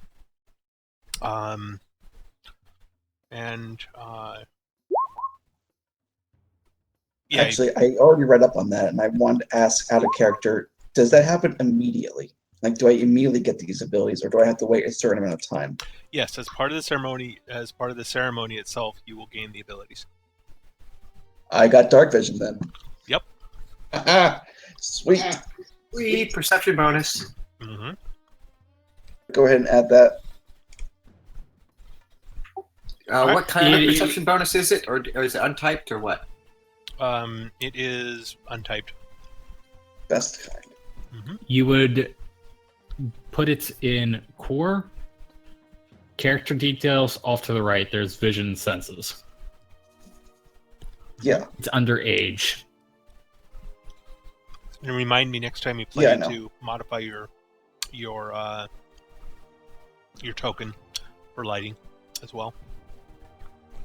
Yeah, I'll keep that in mind. Okay. All right. Anybody else for Sensates? Oh, No, like thank Torianos you. needs more perception. My God. All right. Plus 18. It's awesome. You know, if I ever rage quit D&D, it's going to have something to do with Dave and a perception check. That's all I'm saying. Or maybe Yeah. we can Yeah, have also like very a plus perceptive. ability for acrobatics. Okay. So where are you guys going to go next? The gymnasium, I heard, for the ciphers. Yeah, let's get out of these clothes, get a little grease on, get into Speedo and flex. All right. My character will hate you. All right. So you head to the gymnasium.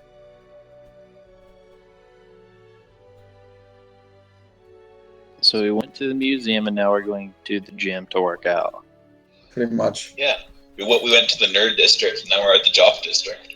No, we went to the Sense Freak district and now going to the Inner Peace district. I guess the closest might be emo. The I was modern thinking term hipster. for sensates. Emo. We went to the back room of the theater club, and now we're going to the gym. Yep. All right. So, the gymnasium district is mostly composed of a bunch of sports stadiums and gymnasiums and workout centers, dojos, that sort of thing. There is one fairly large building that is the headquarters of the Transcendent Order. But most of the buildings, your guide tells you, are at least associated with the Order in some way. So, but in any case, you get there, and the area is absolutely jam-packed with people, races of all types. It appears that there's some big sporting event going on in one of the arenas. So you can choose to watch it, or you can try and get through the crowd and get to the main building to talk to the recruiter. It's up to you. What kind of sporting event is it? Well, you ask around a bit, and it turns out that it is a game of something called Blood Bowl. So now the Warhammer 40k universe exists. I'm pretty good at that. It is not even. It is a subset of a subset. Okay, that is true. If you So, want to make a team Lotan's that only costs $1 million gold, Lotan isn't very interested because him and Blood don't really get along, apparently. Well, maybe not at the moment, sure. Yeah, if he could go to hell, he'd be great at the Blood Bowl. Mm-hmm. Also, he has no idea what a bowl would be in sports. probably thinking like, how much blood can you bleed out into the bowl? So, anybody want to go watch the sporting event or go talk to the ciphers? My character is trying her darnest to not be completely overwhelmed by going to the main building. What kind of sports are going on right now? Right now, besides the Blood Bowl, there's a number of wrestling matches or something called football, which seems to be played mostly with the hands. You're not sure what's going on there. Is the ball shaped like an egg by any chance? Yeah, kind of. Yeah. It's a weird sport. It's a weird sport, yeah. Match. I think, assuming it's a bunch of really muscular men in very tiny leotards, Marlo's going to go over there and observe it for research purposes. Of course, research. All right, so yeah, you can watch a football game. You appear to be watching some form of or some sort of practice or scrimmage. The players are fairly relaxed, although they still tend to beat each other fairly senseless. But let's just say no permanent harm seems to be getting done to them. It seems to be a fairly friendly match. Well, let's just say for RP purposes, she'll probably be over there while everyone else is getting the important information. Okay, fair enough. Is there any low tack or I've had a name for it, top tap going on? Any what? It's totally real and official Pasio first party lizard folk sport, which is basically sumo wrestling but with your tail. Roll me a D100. Actually curious about that. That sounds interesting. Tails? So there's no current match, but you do ask around and you find that there is actually a league for it here. There's also a league for another lizard man sport called Tailball, which is basically a game of, it's like kind of like soccer, except you're only allowed to use your tail to hit the ball. Can it be in that ancient Mayan style where like the net, there's like one net and it's like up on the wall? Yeah, actually, I was going to say the goal is actually up on a pillar of some sort, and it is played in kind of a reverse pyramid sort of arena. Hey, the two main leagues are in the town. This is great. It certainly does sound interesting. I wouldn't mind seeing that in action, like out of character. Mm-hmm. Unfortunately, it appears there are no games going on at the moment. No, not of either type. But there are leagues, and you are directed to a schedule and people who can sign you up if you're interested in playing, that sort of thing. Lotan would be more interested in seeing what the teams are. Okay. He's much more of a competitive swimmer. All right, so you can find out information about that. There are a number of teams, that sort of thing. So what are the rest of you doing? Trying to get information and continue the plot. Okay. Sorry. No, it's fine. I'm glad somebody is. But I mean, to be fair, this Sigil is a extremely large, interesting place. So I'm not at all surprised you guys are getting sidetracked a bit during this. I fully expected it, honestly. So, at any rate, you head. Those of you not distracted by these sports, head to the main building. Lotan would have gone to the main building. It was a quick, does this exist? Oh, it does? Cool. I'm not interested in signing up or anything. All right. You're pretty good at it. What are you talking about? Yeah, actually, Mara, with that roll, you managed to draw something that you think is actually one of your best works you've ever done. This man is from your dreams. You're not sure how, you've never seen him before, but now that you do see him on paper, this is your god. This is the man of your dreams. Done. I'll make sure to become his biggest fan later on. Yep. All right. So, all of you who are going to head to the main building, inside there are. It's basically the main courtyard is filled with people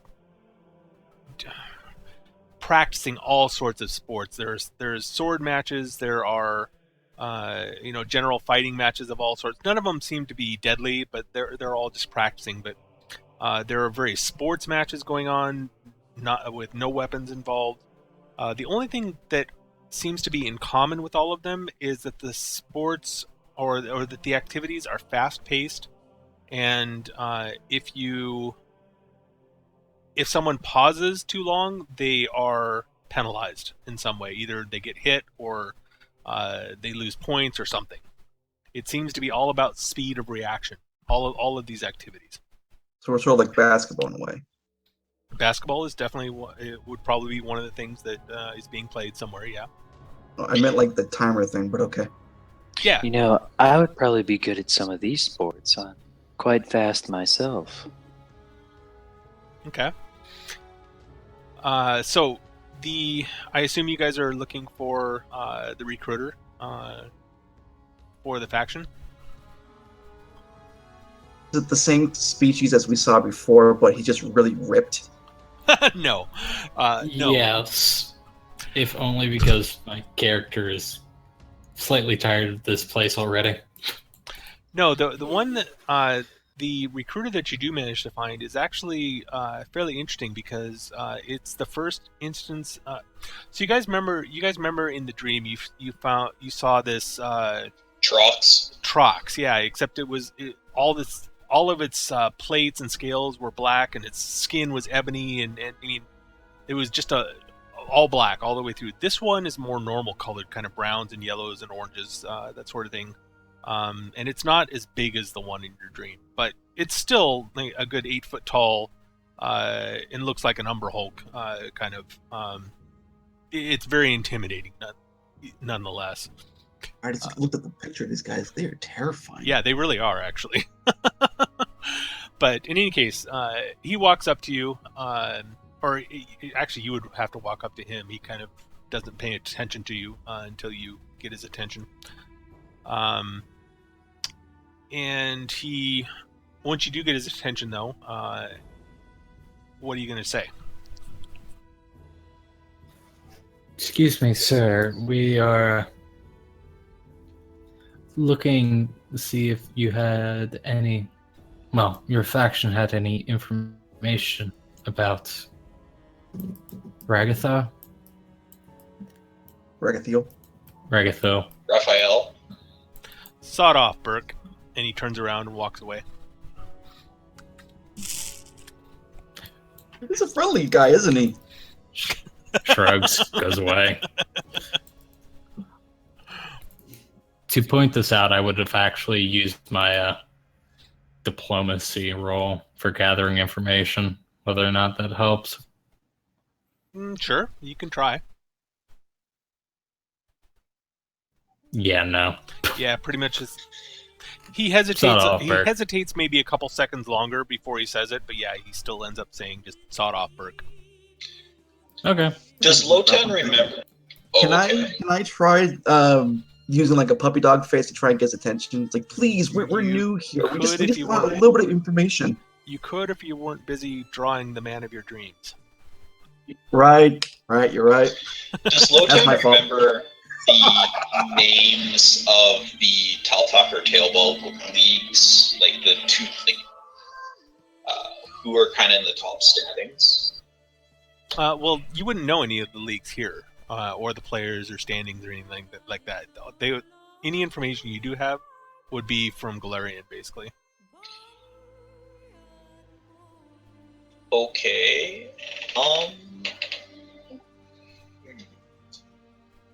I will ask him then. For your tailball leagues, are you 9-man or 12-man? And you're asking the same Trox? Yes, I'm asking him what leagues he has for his tailball. I don't know. Go ask the lizard man. You want information about the ciphers? Ask me. Otherwise, sawed off. I was hoping that I could maybe be able to get him friendly by asking about sports. That makes me sad. He's not the friendliest sort. Is the guide following the group or just standing outside? Question. The guide's with you, but not really saying much at the moment.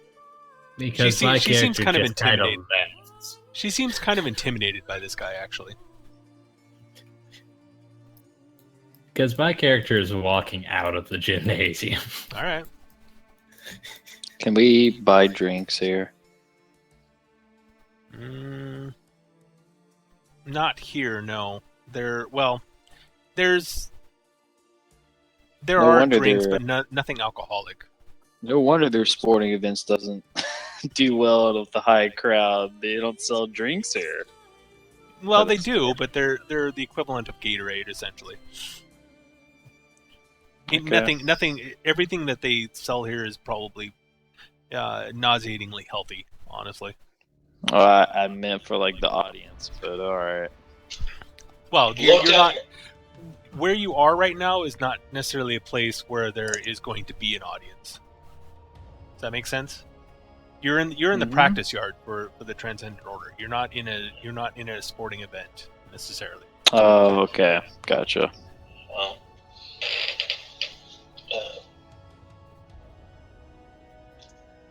I mean, in sporting events, you did see vendors walking through the crowd selling beer, ale, and that sort of thing. So it's just not here.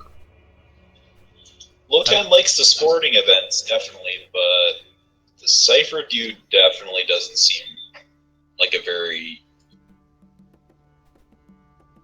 accepting person. Well, you didn't ask him about what he was here to answer questions about, so. Anything else he's not that interested in, to be honest. Or at least that's the impression you get.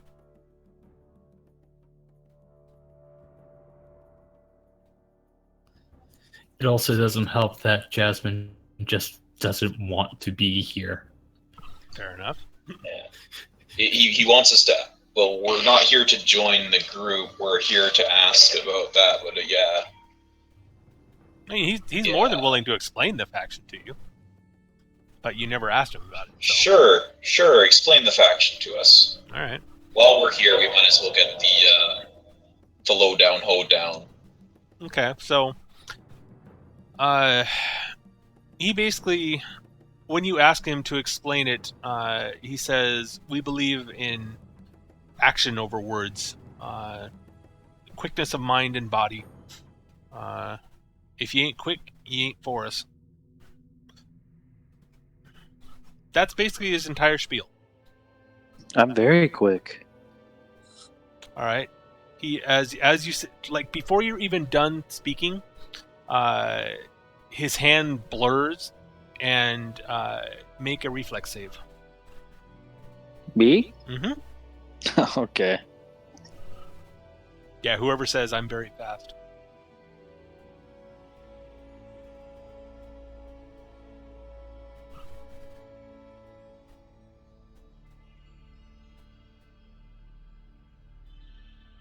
Okay.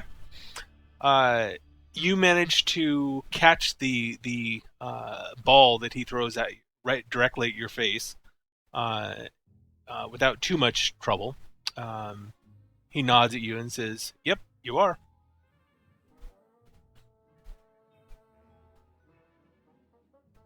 Do I keep this or did I win? Up to you. I'm gonna keep this. He shrugs. Interested in joining? Is everyone as big as you are? He looks around. Obviously not.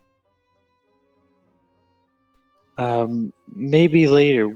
Well, what did you say your name was? Eldor. Eldor. Maybe when your next game happens, my friend Lotan down there and myself, maybe we'll come see. He nods. You just have to make sure to win, of course. Can you promise us that? Can try. No promises. I love how she doesn't actually understand what he asked. You think she understands football or Blood Bowl? No, he was asking to join the faction. Right. Yeah, I have no clue what's going on, so I'm just role-playing the character as well. You're quick of body, but not quick of wit. Well, And not he's when picking I up don't on know that. what's going on. To be fair, this gym is not necessarily the place I thought it was either. Maybe Lotan will come and join a sporting club if he's here for a while, but definitely doesn't seem like a more relaxed place, which Lotan is used to. No, Well- relaxed is about the farthest thing you could say about the Cypress. Yeah, Well, we have an olive branch extended here. We could always come back and talk with this guy about taking him up on that offer, at least my character and perhaps someone else. So at least we have an opportunity here now. So Mm-hmm. it's best not to commit immediately to something unless you know all your options. So we have one here. I'm sure someone could explain it to my character what was really being offered. So that's a positive. All right, so rather than take a grand tour, is there another faction that you guys are interested in finding out more about and visiting? Well, my character wants to join the Bleakers. All right, well, she can take you to the gatehouse if you want. Is there a handout for all the factions? Yes. Yeah. Okay, I'll go. I'll It's look in the through it. terms. Yeah, in the handouts under sigil and then factions. It's a long list. Yeah, there's 16 of them. Yeah. But yes, my character would like to find a recruiter. Okay. I love how there's one called Mercy Killers. That sounds great. Yeah, it's not killing for mercy; they're killing mercy. Exactly. Yeah. Yeah, they're generally another faction that is generally considered evil. But Terrifying. in any case, so the Bleakers. I'm assuming you've read the info Yes. on it. Okay. It's a bit of a journey to get to the gatehouse from where you are, but you managed to do so.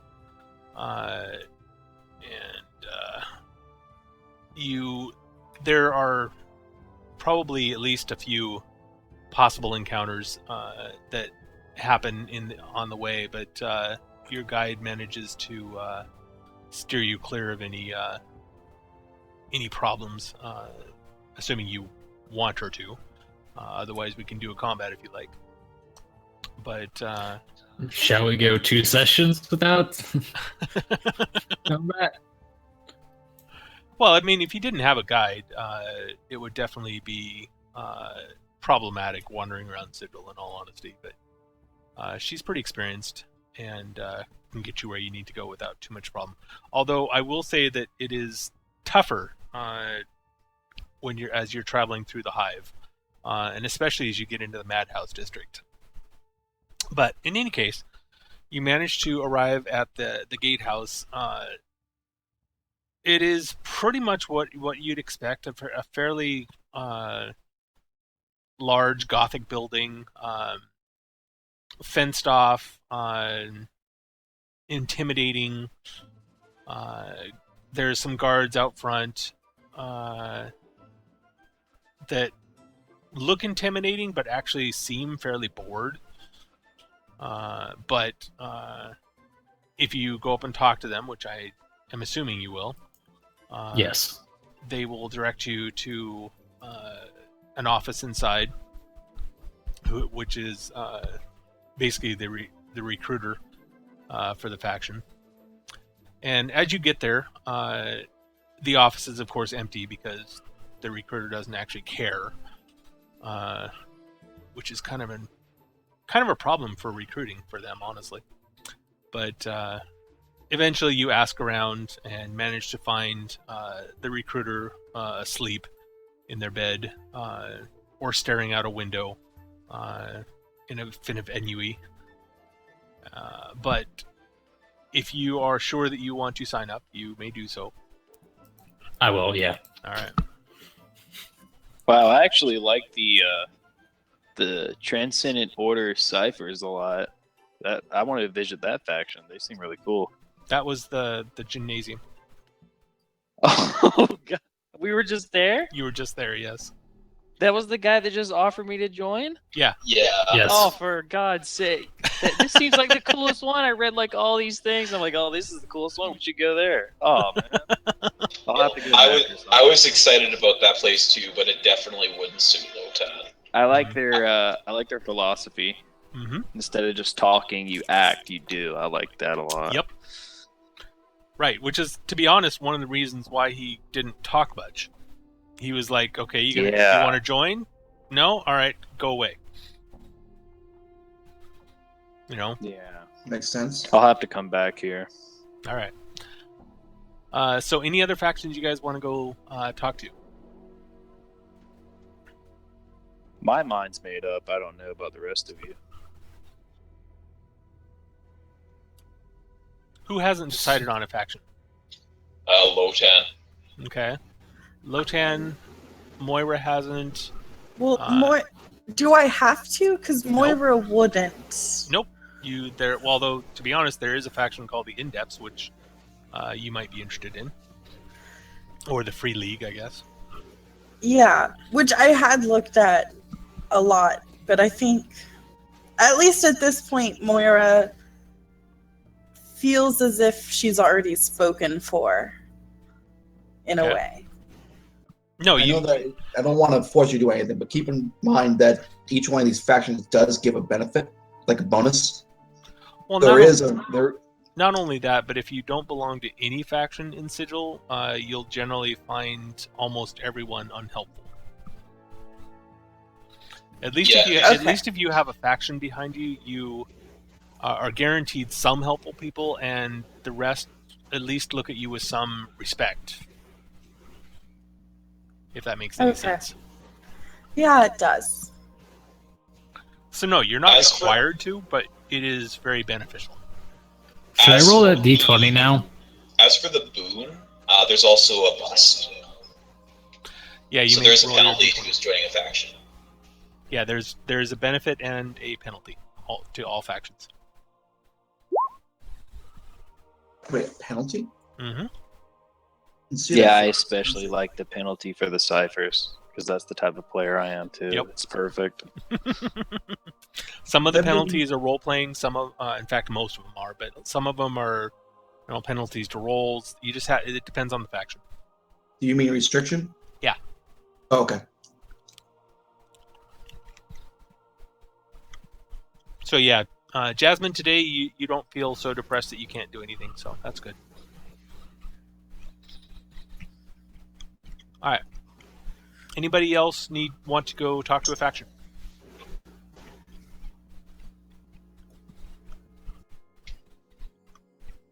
Right, so what is the consensus of the party? Who's joining what faction?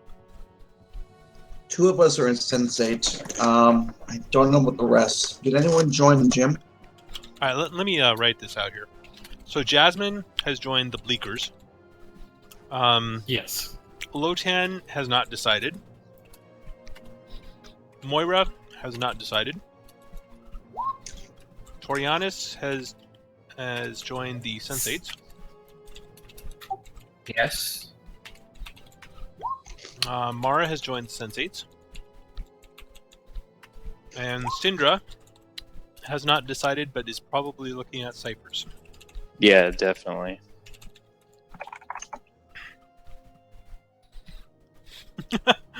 If someone would explain to my character what he was actually offering, she would have said, "Oh, definitely." Well, that's not their way. Jasmine it's would just have at one. Actually, no, Jasmine wouldn't because she wasn't there. No, I mean, as far as they're concerned, if you want to join, you'll know, and you'll just do it.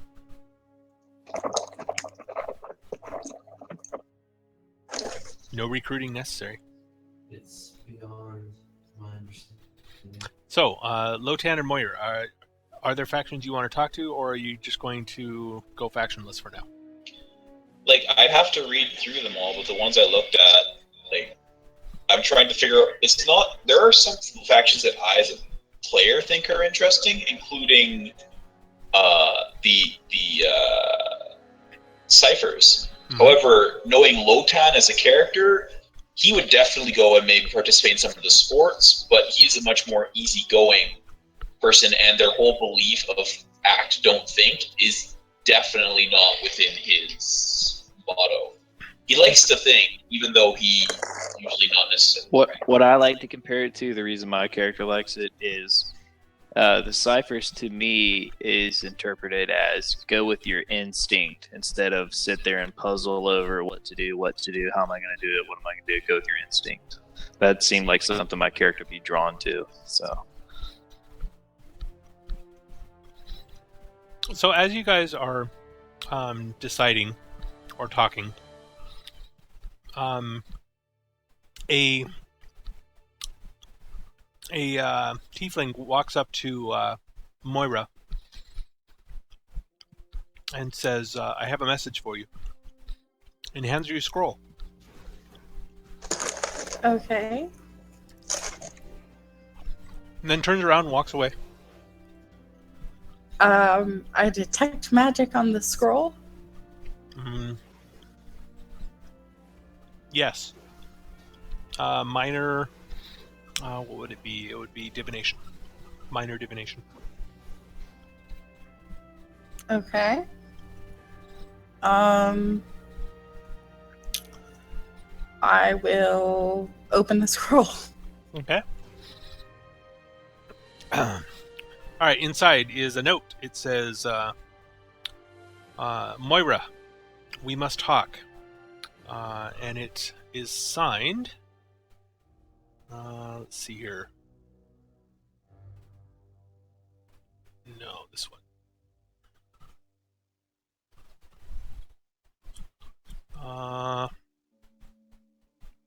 Hang on, goddammit, I gotta look something up real quick.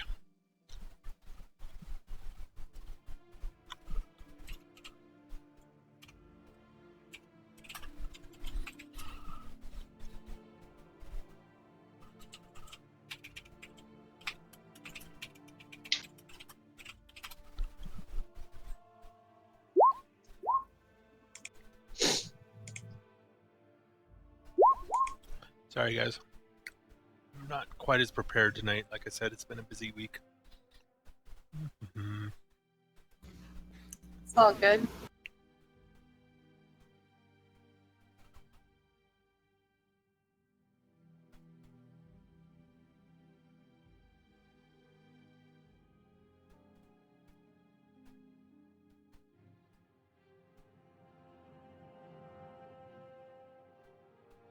Where the hell did it go?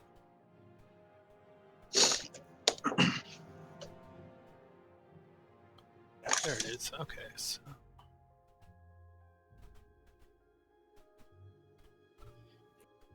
Congrats on the +4 to initiative, by the way.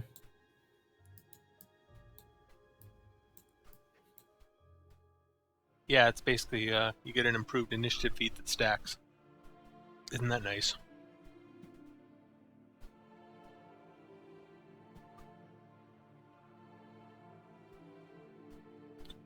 Okay, almost got it here. I like that little roleplay moment. And she finally realizes.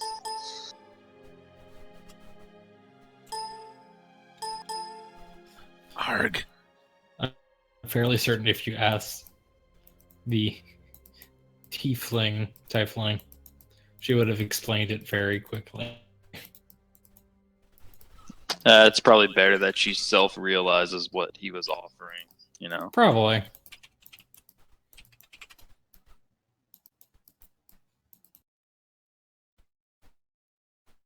And then all the factions go to war with each other, and then turns into a free-for-all. Actually, that does happen at one point. That actually does happen, yeah. In the setting, at least. That hasn't happened in my world yet. All right. Anyways, for the life of me, whenever you're done, check the chat, GM. For the life of me, I cannot find what the name of the person is, but it is signed with a specific name, and your guide will tell you that's the faction leader for the Godsmen. Ooh. Interestingly enough, that was actually the faction I had decided I was going to join. But yeah, I will I'll tell the group that this person has asked to speak with me, and I don't know if they'll be allowed into the meeting, but I am definitely going to go talk to them. Okay. This actually, is going to be hilarious. Yeah, actually, so you get to... Alright, so you're not far from where they are right now, actually. You're going to the Great Foundry, which is, if I remember right, in... What is... It's to just go left. Yeah, there it is, okay. So it's here, yeah. And,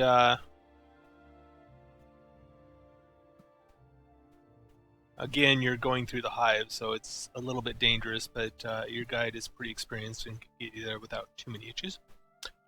But you get to the Great Foundry, and it is... think of a massive factory with just the most vile, vast amounts of the most vile smoke and fire coming from it. Just the most nasty and grossest industrial complex you can imagine, and that is the Great Foundry. And yet, the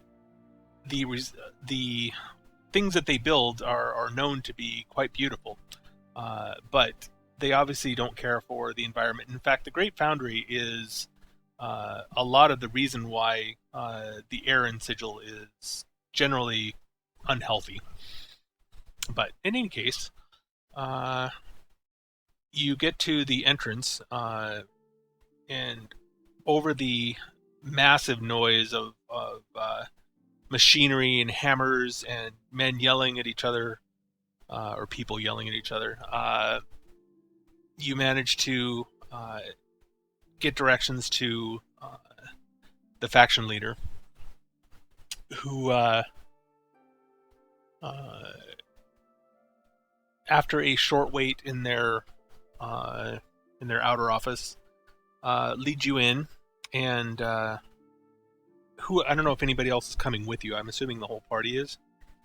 Well, it's my duty now to experience new things, so yes. Okay. Anybody not going with them? My character will, in fact, join them. Yes. Which factions thing? The Godsmen. Sure. I'd want to learn more about the ciphers and their faction philosophy, so she would stay there. For now. You're not going with the party, or you are? Just for now, she'd stay at the gymnasium to learn about the faction. Well, right. Okay, so right now you guys are at the Madhouse. You're heading to the Great Foundry, and you've just arrived there. Are you going to head off on your own and go to the gymnasium? I already stated in chat that she went back to the gymnasium. All right, so we will get to your journey in a moment, or in a bit. But yeah, there definitely will be a journey there. At any rate, although the good news is you have actually been in Sigil for a while, so you have some clue as to what's going on and where and how to get there. So at any rate, you are ushered into an office. It is fairly nondescript, I guess. It looks like a place that whoever resides there, or I guess works there, is very much into their work. Books are scattered about. Craftsman tools are. Sorry, I hate to interrupt, but my doorbell just rang. Okay. I would guess we'll wait since you're the person who's here to talk to you. So, all right. So let's go back to Syndra for a moment. You need to roll me a d20. Flat D20. Yep. All right.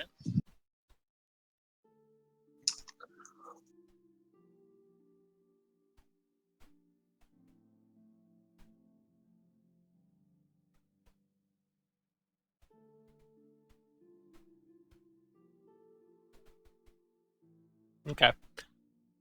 So you managed to make it to the gymnasium without any issue. There is one instance where a pickpocket tries to get close to you, but you manage to see them in time and avoid the any bad effects from that encounter. So That's too bad. He could have made a killing. I haven't bought anything yet. enough. Oh my god.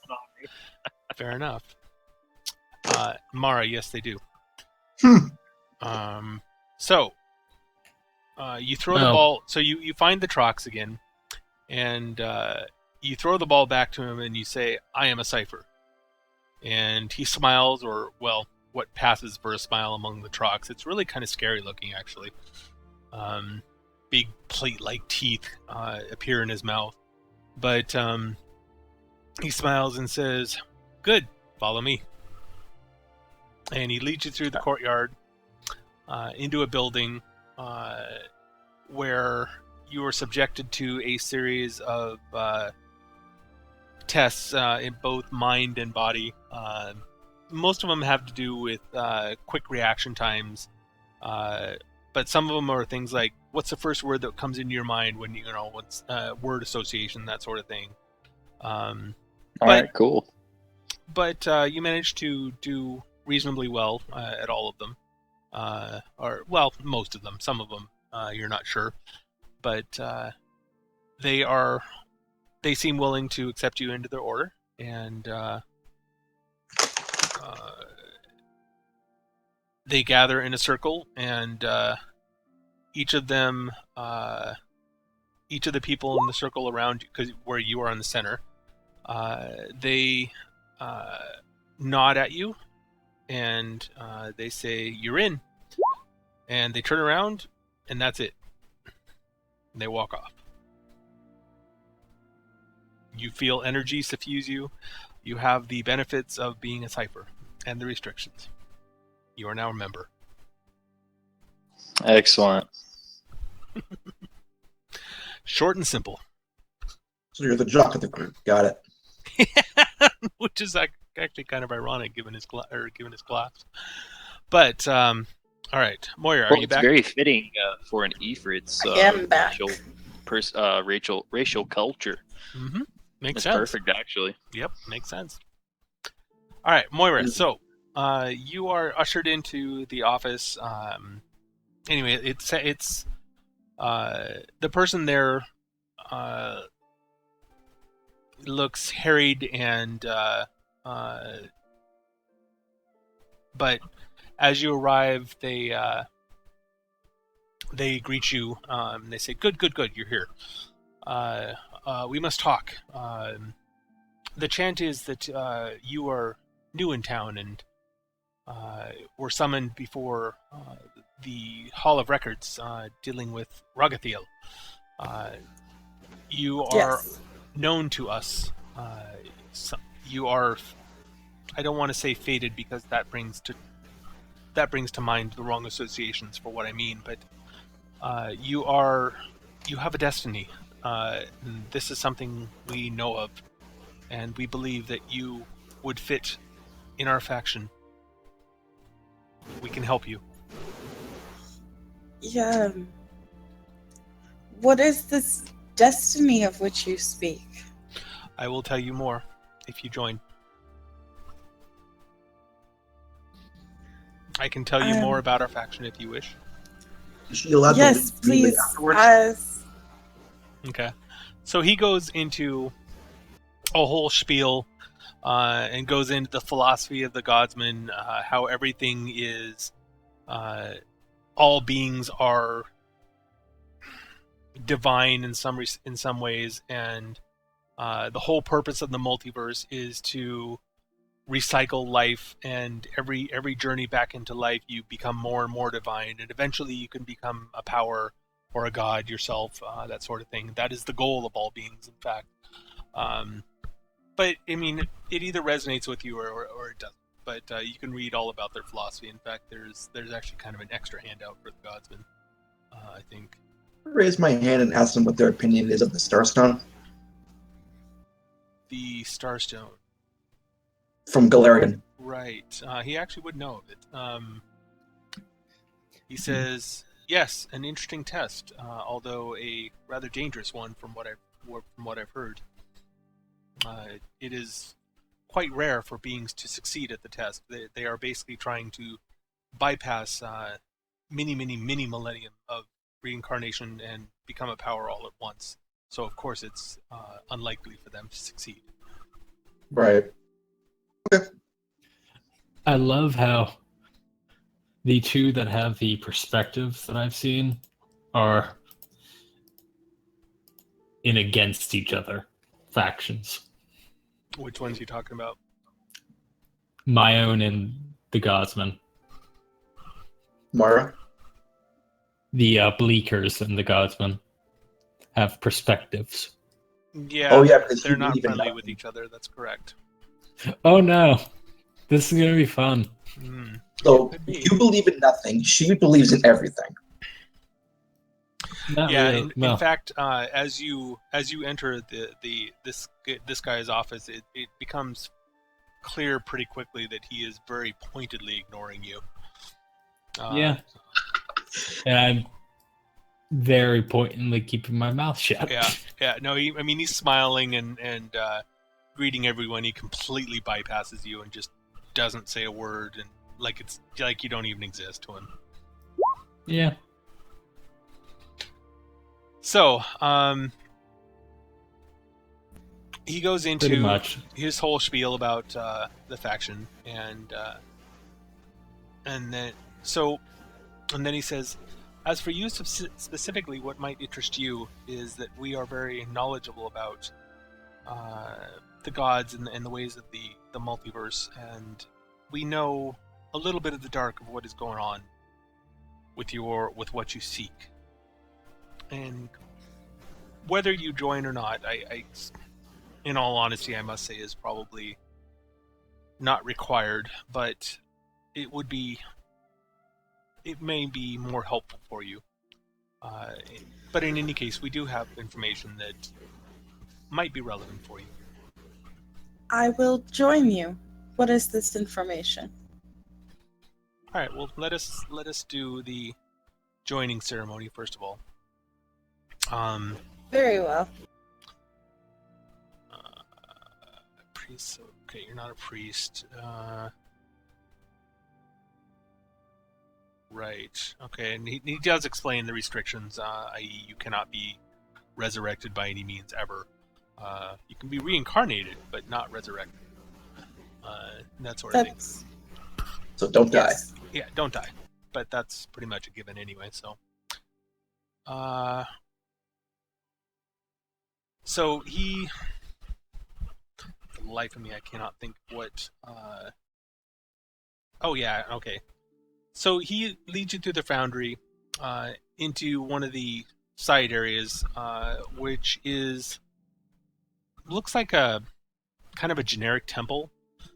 And there are a number of maybe priests, you're not sure. They're not wearing symbols of any specific gods that you can tell, but they do seem to act like priests. In any case, he leads you there and explains that they have a new member, and asks them to perform the joining ceremony, which they do. And basically, the joining ceremony it's almost like a Catholic mass. They're there's lots of chanting involved and ritualistic sayings, lots of moving from place to place and that sort of thing. But in the end, you are granted membership, and so after that, he leads you aside again and says, "Now, as for what I can tell you, is unfortunately not much, but it is maybe more than you have. And that is that Ragathiel is dead, but also alive. The universe is confused about him right now, which is a big part of the problem. Somehow, though, your destiny and those of the people with you seem to be related to how Ragathiel will change.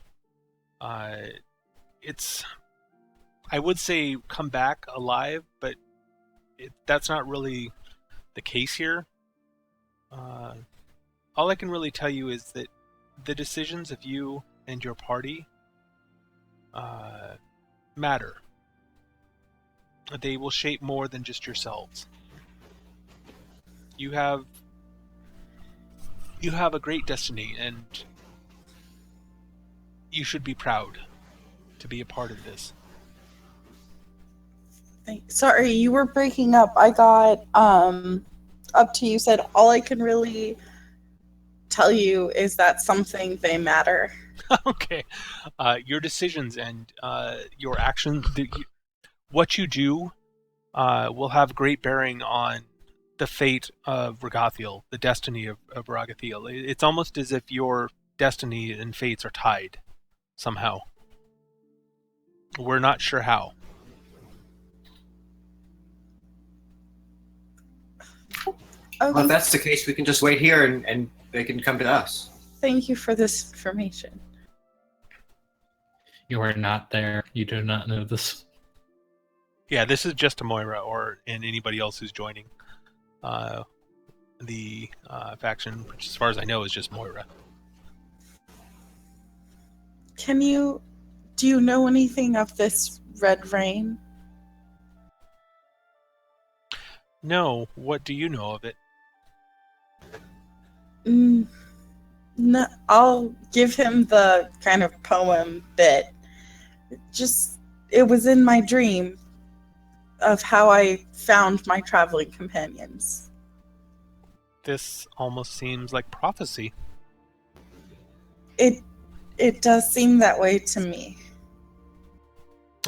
Hold there for a moment. I will be right back. And he comes back a moment later with a scroll and or a parchment and some writing utensils.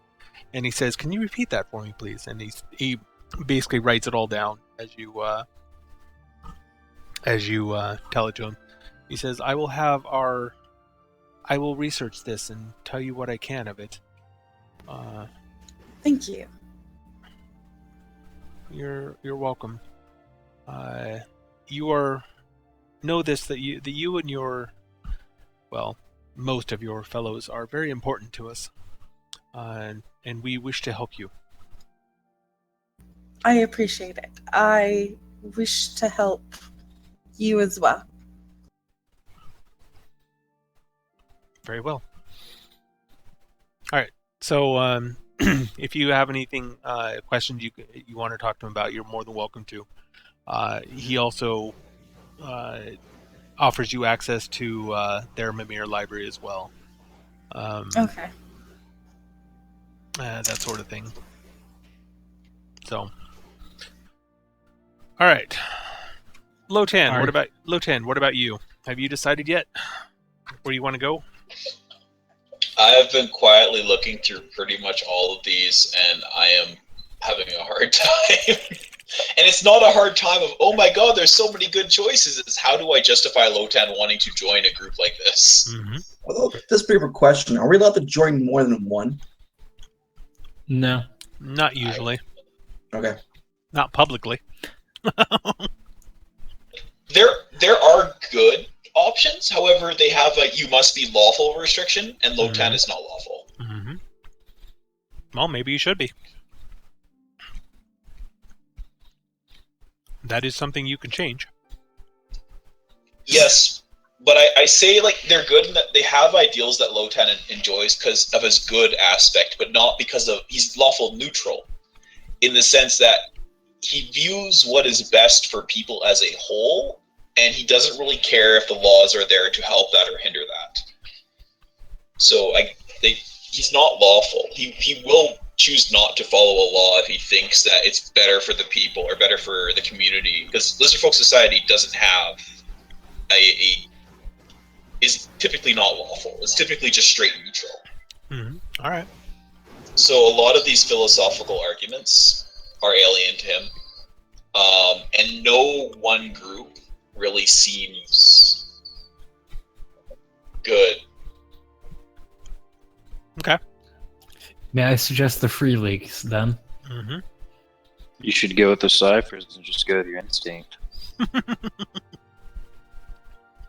You know, Lotan was thinking of the ciphers until that incident. Like, he was loving it right up until he talked to the guy, and the idea that the person wouldn't have the time of day to talk to anyone except for their own specific goal. Like, he only wanted to talk to people who would join. No, that's not quite true. He wanted to people. He was more than willing to explain the faction, and not necessarily for you to join, but just in general to explain it. But yes, he did want you to join. He had no time. That's the thing. Like, Lotan enjoys sports and that kind of thing, but he had no time for anything else. It was only his task, and there was nothing else. Which, like I'm looking at Athar, no. Godsman, no. Bleak Cabal, no. Doomsguard, no. Dustman, no. Faded, no. Gunvard, no. Indepths, probably not. Harmonium, no. Mercy Killers, no. Anarchists, probably not. Ciphers, I definitely no. Chaosmen, no. Signers and Sensates are a maybe. So keep in mind that not everyone in a faction acts the same way. They all share a common belief and philosophy to a degree, for the most part, but their individual personalities still come very much into play. So what I liked about the ciphers was the fact that it talked about, instead of talking about what to do, you go with your instinct and your gut of what you should do, and actions speak louder than words is the basis of the entire faction, is what it seems. So yeah, that's less about Lotan actually. Now that you say it, it's even more so. No, I thought it was when I saw Gymnasium, I thought it was more about a community kind of thing. But that's no, they're not really about community. Yeah. Well, if you could always talk to maybe someone else in the faction and figure out more about it. Yeah, I'm not sure what he would do in this case. No, you're not required to join a faction. You don't have to. All right. So, all that being said, you head back to the ubiquitous Wayfarer for the evening, because it's been a long day of traveling and doing stuff. And all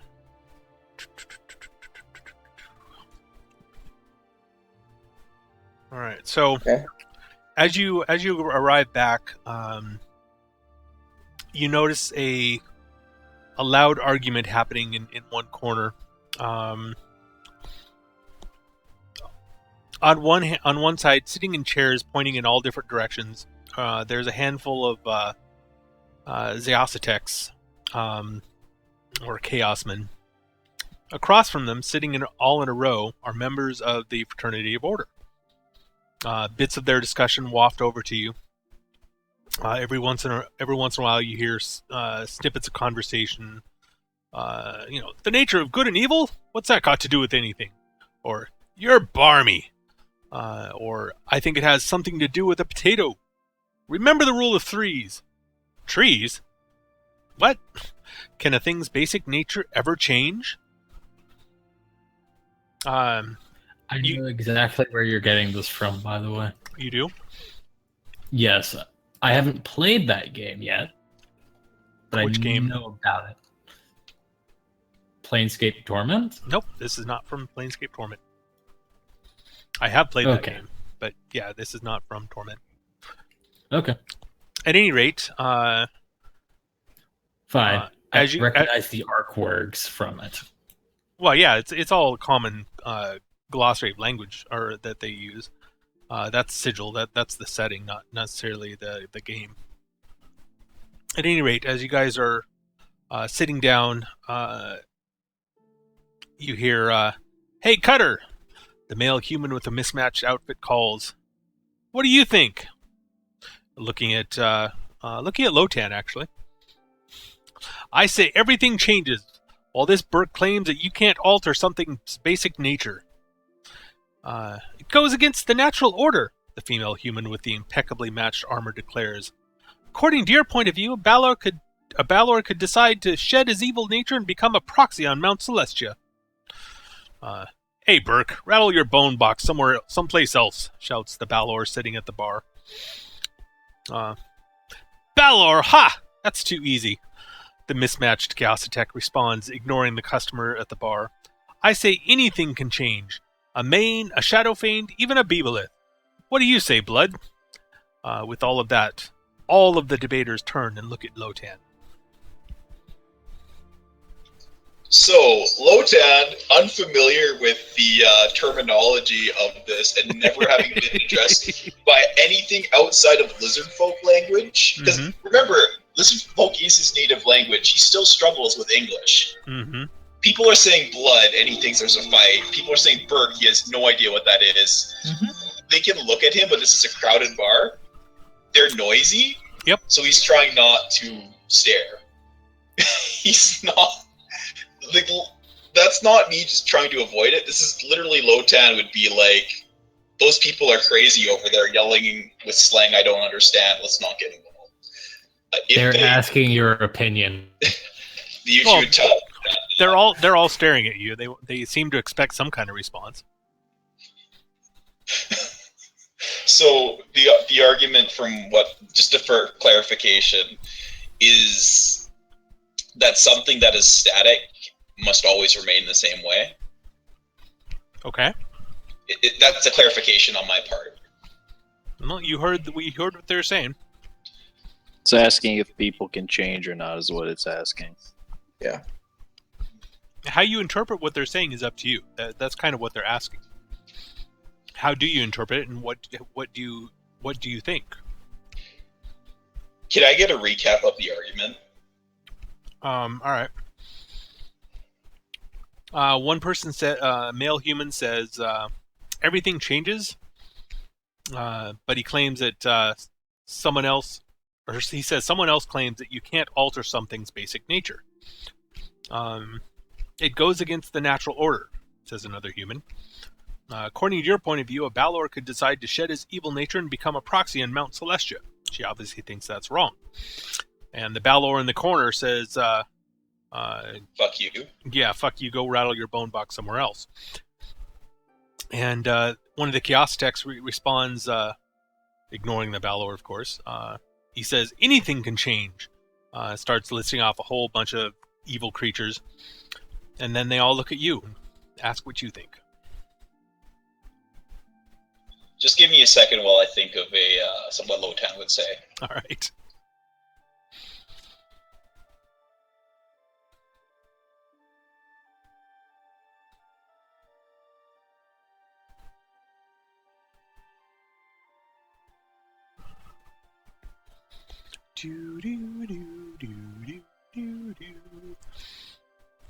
The Jeopardy music on while you're at it. It would depend what you define as nature. Take, for instance, this water, and Lotan will create you water. You have all of their attention wrapped now. Yeah. Lotan creates water in his hand. To you, some of you, this may simply be water. To me, this is life. And then he uses his cold powers to freeze it. To some of you, this may be ice. a completely different substance, although it's made from the same base materials. However, Here, to me, here, says one of the chaos this is techs. the same. He's got the idea. Everything is chaos. That's right. Not quite.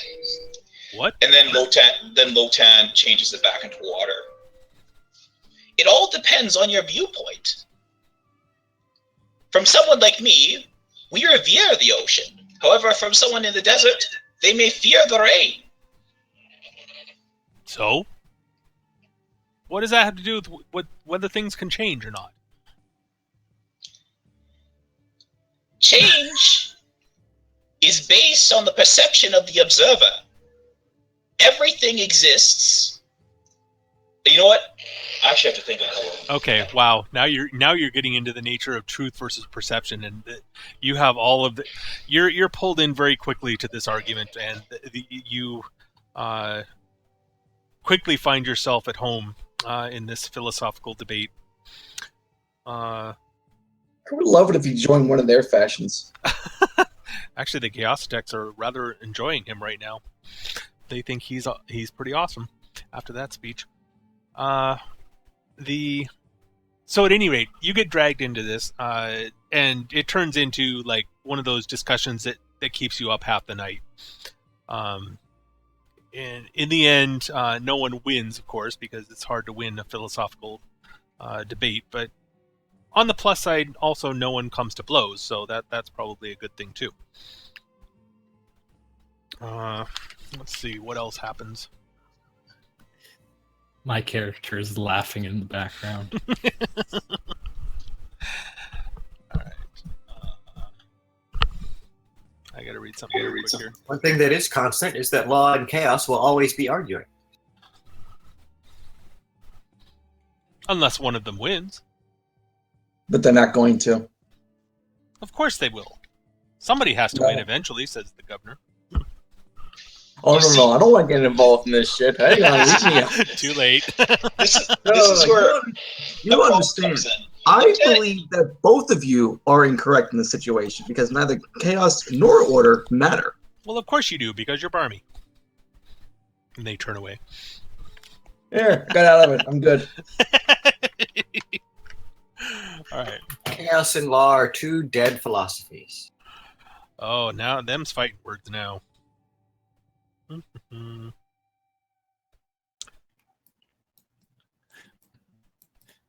The moment is the one staying silent and laughing on the inside.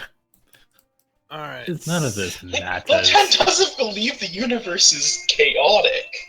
He believes it has a purpose, but the purpose just depends on how you observe it, and that all viewpoints are valid. That's his big issue with the one group that's like, I view you don't exist if I don't observe you. Lotan believes that all viewpoints are valid. So that's why he doesn't like them, but he also doesn't think that everything is chaos or pure law. Everything's in a neutral state, and your perception depends on how you observe it. Yes, the balance is the only true truth. Yeah, but there is no faction that's just like, we're just gonna balance. Like, there's no hippie faction, I guess, is the biggest issue. Lotan would be very at home with the place that would just have a beanbag and have some reefs just sitting on the bench. Isn't that kind of what the in-depths are?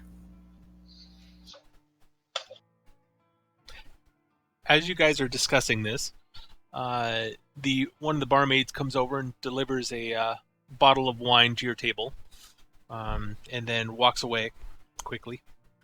Ooh, I want to try that. You may have to default to that. You reach for the wine, but as you do so, you hear a voice in your mind. You look over and see a rather scary demon-looking thing. If you have any planar knowledge, I can tell you what it is, but it's rather scary looking. Sitting with an angel at a table, and the voice in your head says, I believe that wine is ours. Oh, actually, no, that I can describe the demon. It is a Six-armed human female above the waist, and below the waist, her body ends in a long snake or long tail, scaled, coiled underneath her. She's maybe 7 or 8 foot tall. Nice. She says, "I believe that wine is ours." The words erupt in your head, and you notice the eyes of the being upon you. The angel across from her tips a similar bottle as he smiles at you, showing that they've run out. "If you should be so kind as to bring it over," she asks without uttering a sound. I shrug and do that. Basically bring the bottle over and say, "Oh, sorry about that. I just joined the Sensates recently, and, well, it's part of my duty to try everything." Wait a minute. Why are you giving our wine to this woman?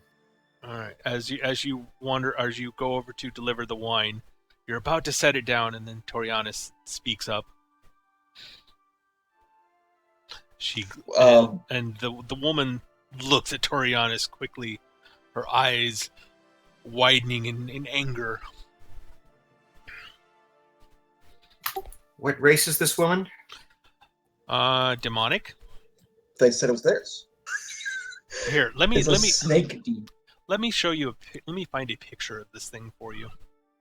Why is it that the two people who are truly against each other philosophy now, the ones not making trouble?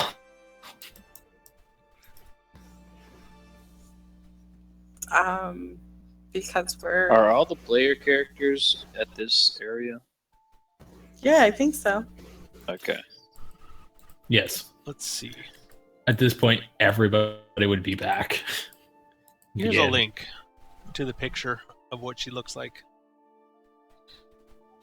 Redirect notice. It's a redirect notice, but it goes to something called a Merilith. Ooh. I can get behind this. Yeah. I bet she's evil. She looks cool. She has the same problem as mermaids. It's the bottom half is not correct. Oh, yeah. Give her the fucking bottle of wine. She's a CR16. Give her the damn bottle of wine. Well, it wasn't supposed to take you to the CR page. It was just supposed to be a picture. What the fuck? She's a damn CR16. Give her that wine and buy her another one. Fuck. Shit, I'm sorry. I gave you the wrong name. Damn it. I'm a fan of Monster Musume, so her being a snake character doesn't really bother me as much. My bad. I gave you the wrong link. I don't think your character would know that, though. So what would your character, seeing this snake lady with 6 arms, My character sees beauty in everything, so seeing someone who actually is attractive, regardless of the fact that she has a snake body, probably just be like, "Oh, hey, pretty lady, give her wine." I was more referring to our elf friend who did something stupid. Okay, so first of all, who was bringing over their wine to her? Me. Mara. Okay, Mara. Do you ignore Torianis? Or do you bring the wine the moment he says that wine is ours, I basically look over to him confused and says, "But they said it was theirs." Did I hear that? I didn't hear that, did I? Well, it was in my head. Excuse me if I will. Actually. But I didn't realize that. So why are you saying it's yours? What? I don't understand that. if I could say something for a moment. My name's Sindra, and you seem like a reasonable woman. Why don't we all sit at this table and share the wine bottle together? I'm sure you have many adventures to tell just by looking at you. So normally that might actually work. In this case, however, she rises from her chair, or semblance of a chair, pushing it back quickly as all 6 arms draw swords, and she glares at you and says, "I care not for your silly adventures or your pathetic reasons. That wine is ours. I suggest you bring it now." The angel next to her places a hand on one of her arms, calmingly, and he turns to the PCs, and or turns to you and whispers in your mind, I suggest you fill her goblet, nod politely, and return to your table, my friends. I was going to do that anyway. So, I do it. I leave the bottle with them. Okay. Give them a nice nod. Head back. All right. Mara is not Mara. Moira is basically shrinking in her chair right now. And Mara, why do you let yourself be treated so poorly? What are you talking about? You allowed her to command you, and she took the wine from you, and you even filled her goblet like a slave. Oh, I just did it because she asked. Oh, okay.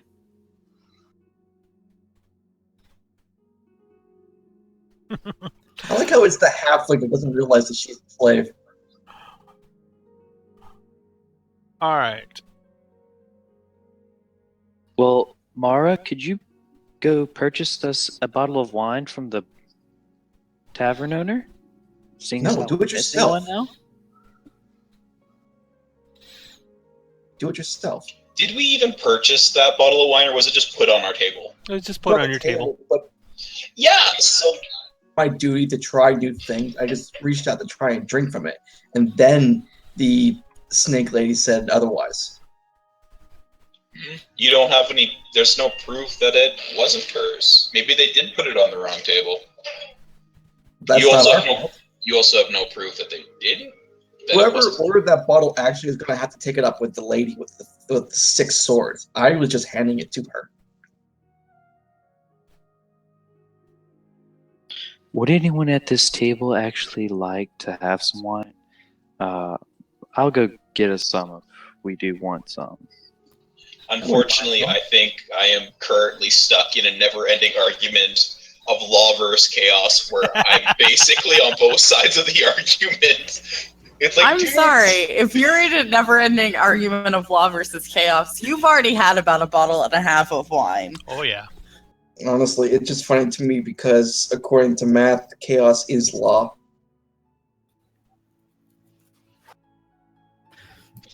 Lotan is just exasperated by these people. It's like he makes a point and the chaos men are like, yeah, and then he counteracts the point with an equally valid point. The law men are like, yeah. Oh and no, it's like, probably the chaos men are saying yeah to that as well, actually. Because everything's chaos. And they're barmy as hell. So wait, the chaos men think law is chaos as well? A form of They chaos? at times, sure. They'll argue that. Why are they okay? Then They're nuts. What is the argument between you? If you think law can be chaos, then why is this argument happening in the first place? Are you aware that you're arguing with insane people? You know what, Lotan isn't. He might have to roll a sense motive. Yeah, at some point you might want to, because they truly are insane. The chaos stacks. Yeah, you have no idea. So as the night goes on, you become more and more infuriated with their arguments making no sense whatsoever. They argue against themselves half the time. They go back on what they said earlier. They are just infuriating, in all honesty. Lotan would just leave the argument at that point. He would be like, this argument, as my observation states, has really no purpose. It's just a circle. It's a river that flows into itself. All right. And he would walk away. Would Jasmine notice the fact that half the people that's arguing are insane? It becomes clear pretty quickly. The only people it's not clear to are the people arguing, in all honesty. So as you sit she down... would actually chuckle at that. So does Lotan see the giant snake person? Oh yeah, her and the angel are pretty hard to miss, actually. So as Lotan admires her skills for a second before going to the rest of the party. As you sit down, the same barmaid who delivers the wine, she looks pretty harried and tired. She comes over and drops some coins on the table in front of you, and says, "Here's your change," and then wanders off quickly before you can say anything to her. You guys got beer without me? No. Why would you do this? Well, you were busy with those guys and we didn't want to bother you. You could have saved me so much trouble. Would you like something to drink? No. It might help with the headache. Halfway through that argument, I had to use my hydrokinesis to turn the wine into water. Jesus. I didn't even know you could do that. Yeah, I can purify liquids, I do believe, is one of my abilities. Well, everybody can turn wine into water, although the water is not necessarily pure. It's not drinkable. Yeah, It's not, I'm actually, pretty it is, sure but it's specifically a hydro. Because I was able to turn when I was in hell, I was able to turn the tea into blood using that power. Turn the water into pure blood, so I could probably turn wine into water. Not water into wine, though. So yeah, halfway through that argument, they were just giving Lotan drinks and arguing, and Lotan was getting pissed, and so he just decided to purify the water and just drink water. He wasn't going to get hammered and argue all night. all right. Well, you guys are. So you know, half the people arguing there was insane. Well, obviously they're insane. They somehow thought that ice was equal to potato. I don't even know what a potato is! But it's not ice! So you guys are continuing to pass the night and argue and drink and enjoy yourselves. Not too long after that, a bunch of drunken imps dance over to you and try to get you, or dance over to you, and to the cheers and encouragement of their Githyanki drinking buddies. A circle of imps has suddenly formed around you. The small creatures guzzle foul-looking brew as they laugh and dance merrily at your feet. The Githyanki they had been carousing with earlier have moved closer, continuing to clap out a rhythm as they sing a bouncy ditty about life on the astral plane. "Time to dance, Basher," one imp says as he grabs your hand. "Everybody do the Modron!" Modron, he says. Yeah. Another shouts, and the imps begin to dance with jerky clockwork movements.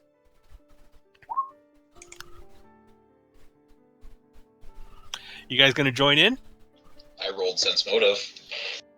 Is there any maliciousness behind this invitation to dance? None that you Of can course tell. there is. I mean, these are devils, so they're malicious by nature, but there doesn't seem to be anything specifically about this request that's malicious. My character will go dance. Yeah, I think I'll join too. Okay. Lotan does not know this dance. Well, it's. Jasmine will. I'm pretty sure no one knows this dance. There's a bit of a sour mood in the air after the encounter with that snake woman, so we could use some entertainment. She'll go dance. All right. So you join in with the imps, and you all dance the Modron, as they call it. Basically, you're doing a bunch of robotic clockwork type movements as you dance. And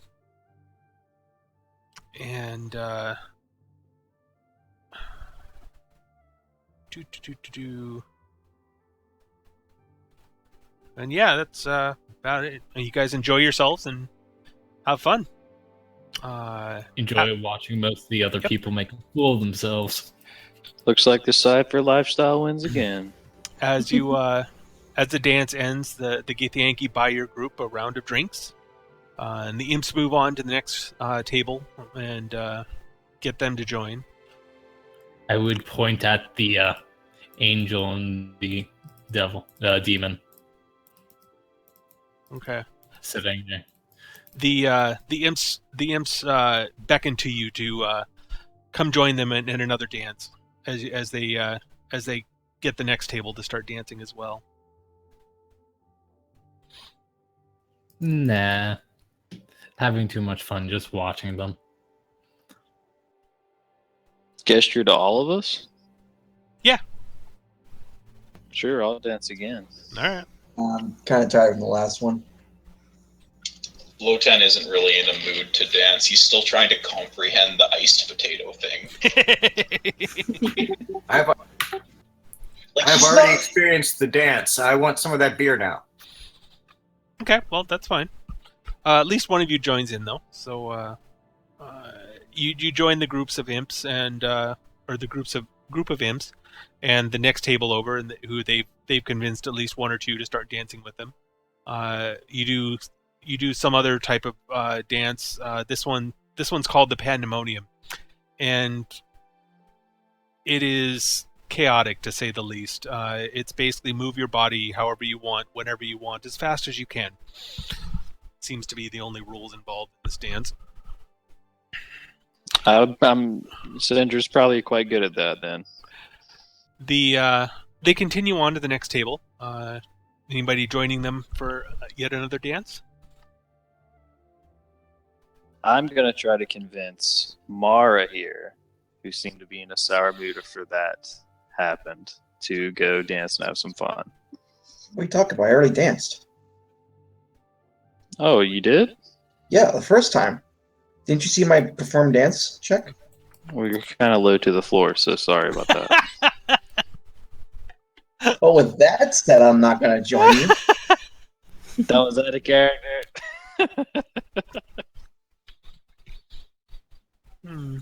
I'm assuming Moira and I are probably having discussions. Is anybody joining them for the third dance? Who at our table hasn't danced yet? Yeah. Moira hasn't danced yet, but Moira's not Jasmine. going to dance. And Lotan. Why not dance? Because I'm having more fun laughing at them dancing. And Because- Lotan. I am still upset. And utterly baffled. Lotan, I will never forget why I am so upset. Lotan, you should show us one of your tribal lizard folk dances. I'd love to see it. The Githyanki at the next table overhear this, and they say, "Yeah, show us. We want to see. Dance for us, lizard." Yeah. And with that, the imps come back over to your table, and they all seem excited to watch you dance now. Lizard folk dance. Lizard folk dance. Lizard folk dance. So now I need to quickly think of a lizard folk dance. Also, I don't think Lotan's a very good dancer because it's a charisma check. If it was a dex check, definitely. But he's kind of got just a base charisma. Okay, well, dancing isn't you hard. tell me whether you're going to make the attempt or not. The whole half the bar is now chanting for lizard folk dance. Why is half the bar always about Lotan? Well, are there no lizard folk here? I know there's lizard Do folk the here. dance of They chaos have- versus law. You're the only lizard folk in here right now. You are literally the only lizard folk in all of Gotta represent your race, man. Come on. Yeah. Okay, let me find the check then. It's dance, right? Yeah. Come on, nat 20. You don't have... I can guarantee you don't have the worst check. Do you have a minus? Yes. I may even throw it in if somehow conned I know into doing why. so. It's underneath Where are performance, by the where way. are the perform things listed? Oh, okay.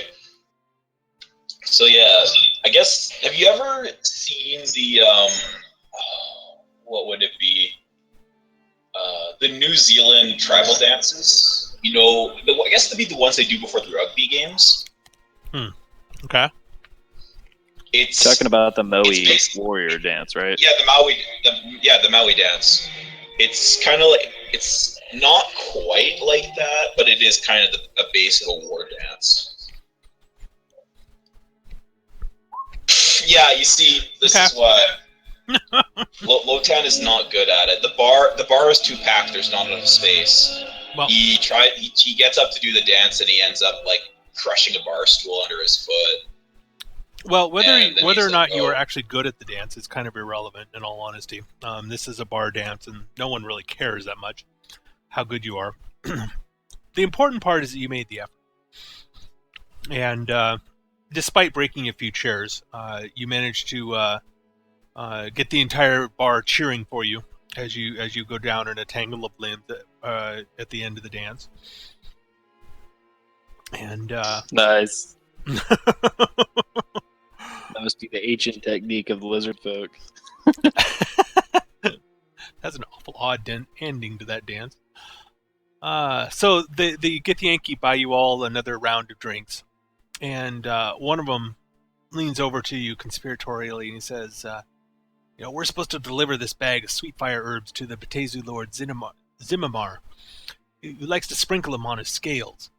And one of the imps explains as he hands over a small sack to Lotan. When the herbs burn, they release a scent like a fine summer day. Ugh, gross! Another imp proclaims.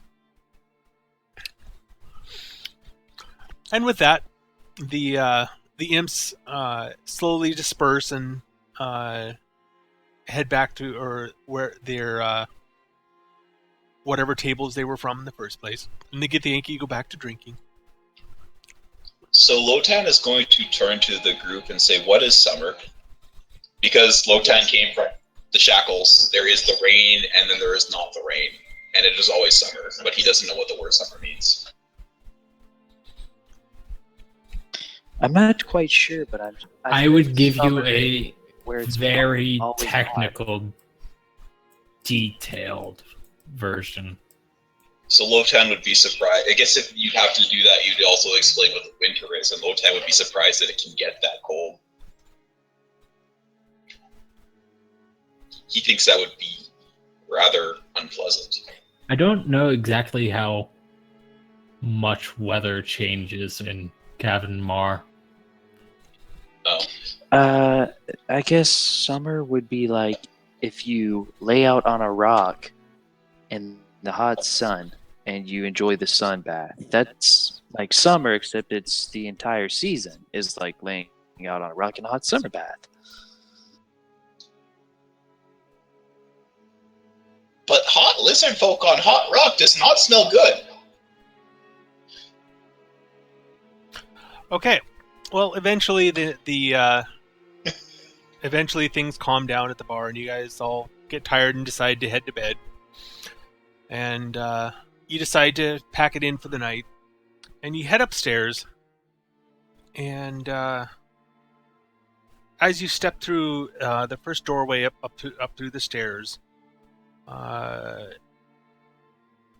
you notice a golden dazzle surround all of you momentarily, and you're looking around as if through a ghostly haze for a moment.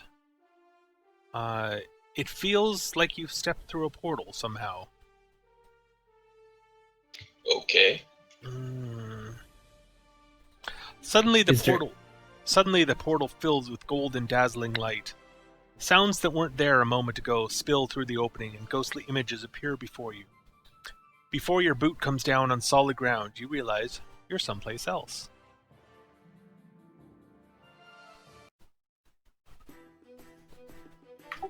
Yeah, and I hate Destiny. And the Abyss of Darkness. Oh, you guys are fun. Okay. We have dark. That's what we have. Well, hold on. I gotta get your characters out on the map here. That would be useful, yes.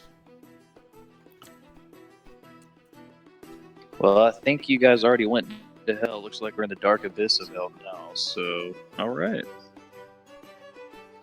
The Abyss is an entirely different thing, by the way. Around wait, this is a tavern? It kind of looks like a tavern, yeah. It's not the same tavern you were just in. Okay. Why is this a thing? We're Hang on. confused as to where we are. Hang on a sec. I got to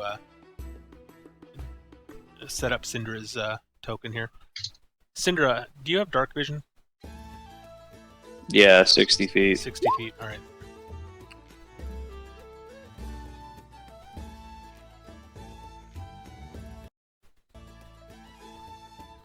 I'm amused by how low my charisma is.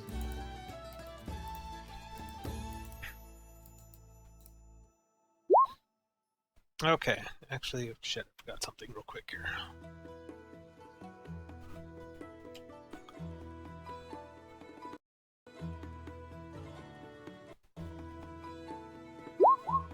Huh, you haven't filled out your hit points on your character sheet yet. That's okay. You will eventually. Alright. Who? Syndra. All my stuff's on Mythweavers. Yeah. Eventually, I'll want you to fill out the stuff on the Roll20 sheet. At least the important bits, like attacks and hit points and stuff like that. So you can do the rolls for combat. But not necessary tonight. Oh, I can fill out the hit points and armor and all that on my character token on the cog. I know. On the character sheet, though. That way I can attach the character sheet and you don't have to keep redoing your token every new map. Gotcha. Alright, so, you arrive in a tavern. Okay. You find yourself in a large, crowded room that reminds you of a cavern. Though spacious and with a high ceiling, the walls seem to press in. The walls are made of stone, with amorphous arches cut into them leading to connecting chambers.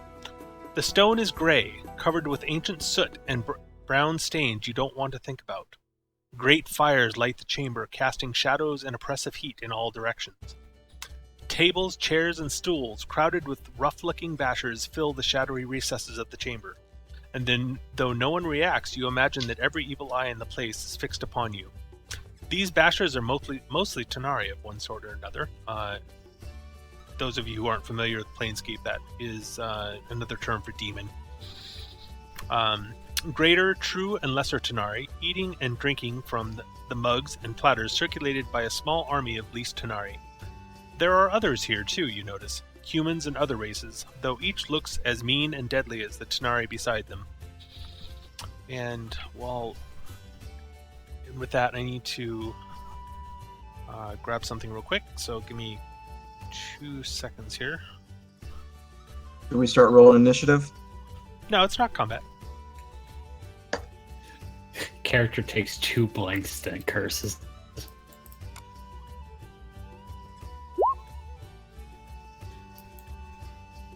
Okay, almost got it here. Just give me 2 seconds here.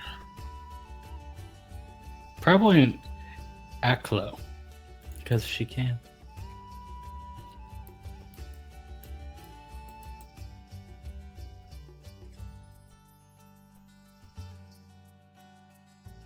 Almost got it.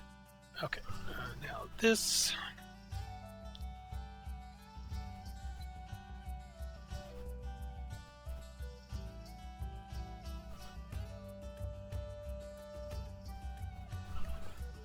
Okay, now this. Just a sec here.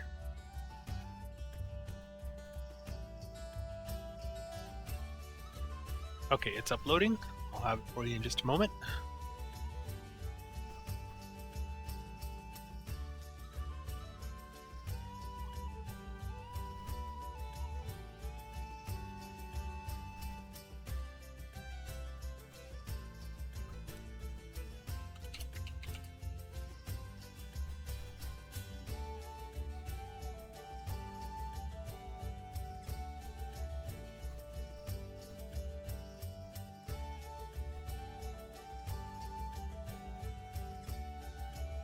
There it is. Okay.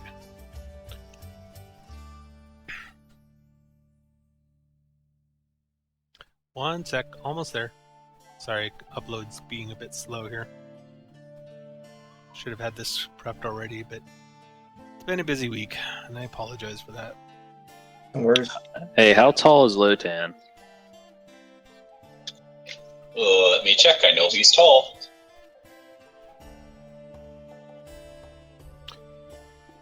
So this is what you basically see.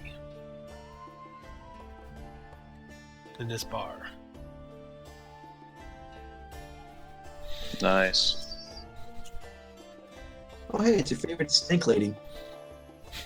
Yeah, there are more of things like her here. That's right. So, for the person who asked, Lotan's like 7'2". These lizard folk are really big. Nice. So you're a foot taller than Syndra.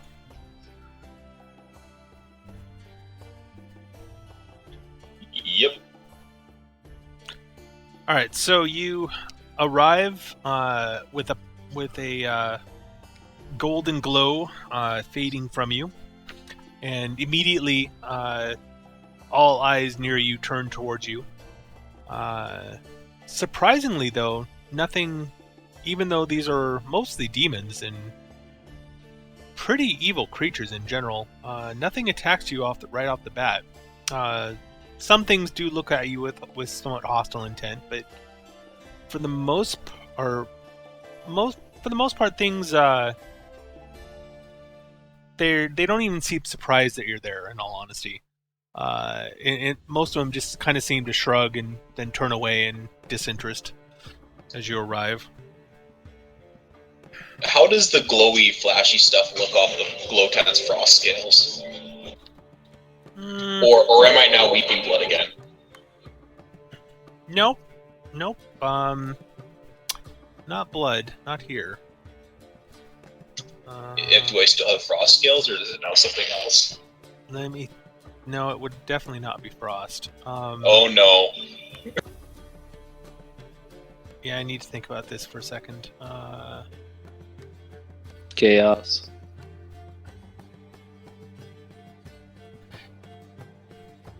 It is...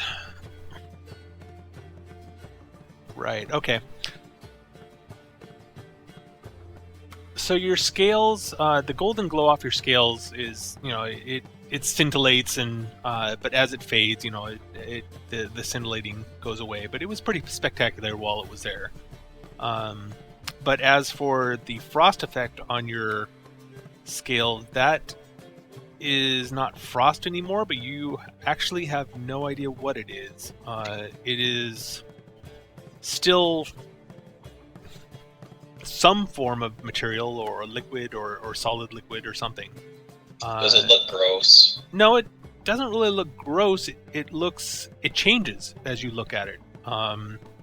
Sometimes it looks bluish like ice. Sometimes it looks reddish like fire, and it starts undulating a bit.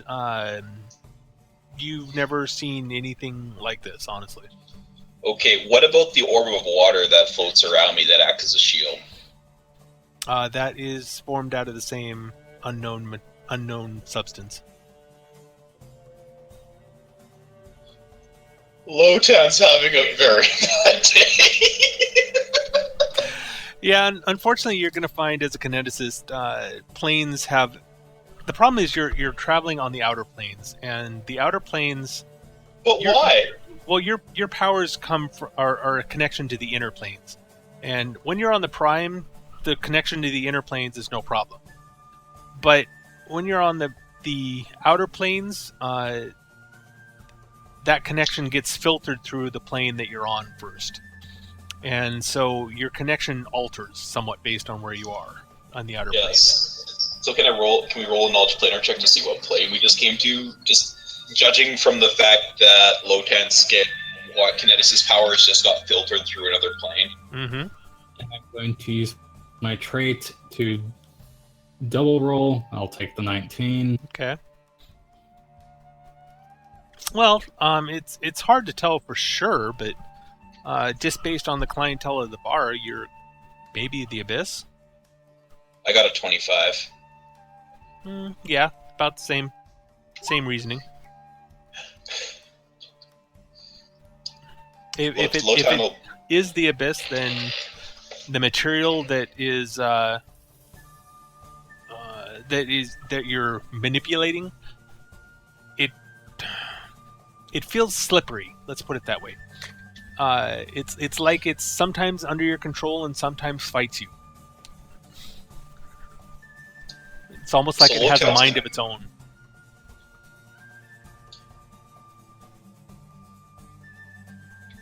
So Lotan, what? Lotan is sad. No. Why does he always end the session sad? Well, don't necessarily be sad. Think of it as a new experience. It is a new experience, but I'm not a sensate or whatever that group is that loves new experience. Well, maybe you should be. No. Lotan. Oh, how would it go? I guess Lotan would turn to the group and say, "This is exactly what I mean by perception modifying reality." And he looks. This was water. Now I have no idea what it is, but it is being filtered through a lens of chaos. By the looks of it. Now it's chaos water. And I don't want to use it, because I have no idea what it does. That's so don't pick fights. Probably it, actually. Alright, so that is actually a good time to end tonight. Next week we will pick up with the party in the abyss and seeing what happens next, because I guarantee you that something interesting will happen next. So, who wants to tell Moira?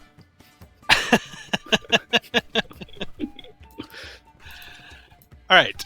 You technically followed her advice. Which was? Her asking. Try not to explode anything. Oh, well, fair enough. We did not explode anything. Did Moira leave? Oh, she did. Yes. Yeah. Yeah, she was tired. Oh, I see. Okay. Yeah, I missed that. My bad. All right.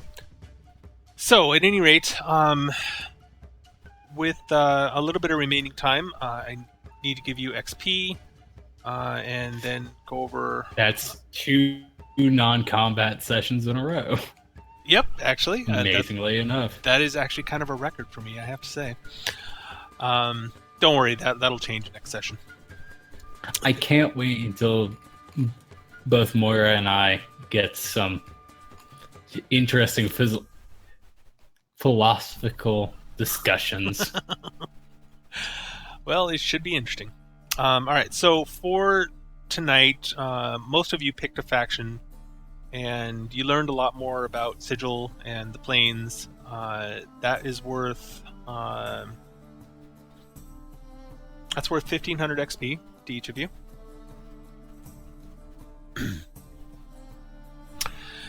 And so, let me go around the group and see if there's...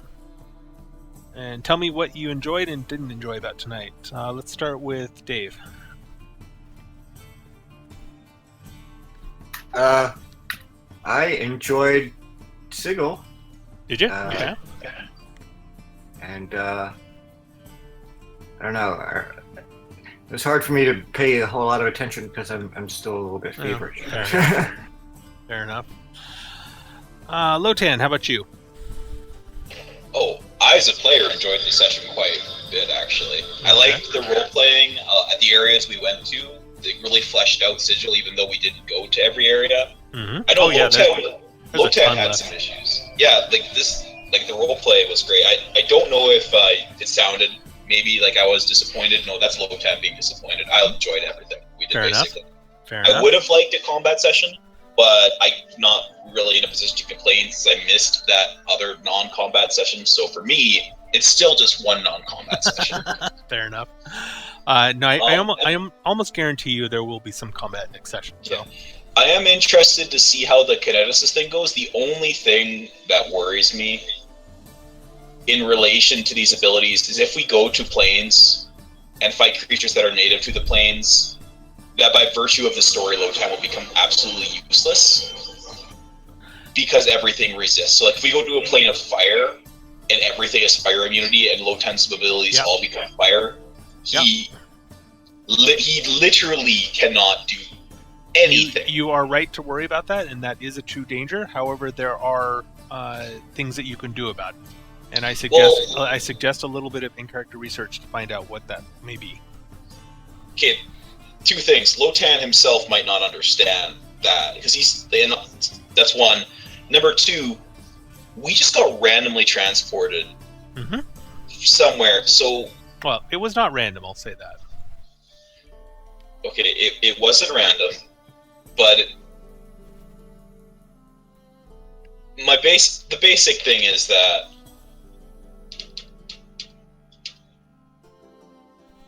Lotan, as a character, he would be concerned and upset about this again.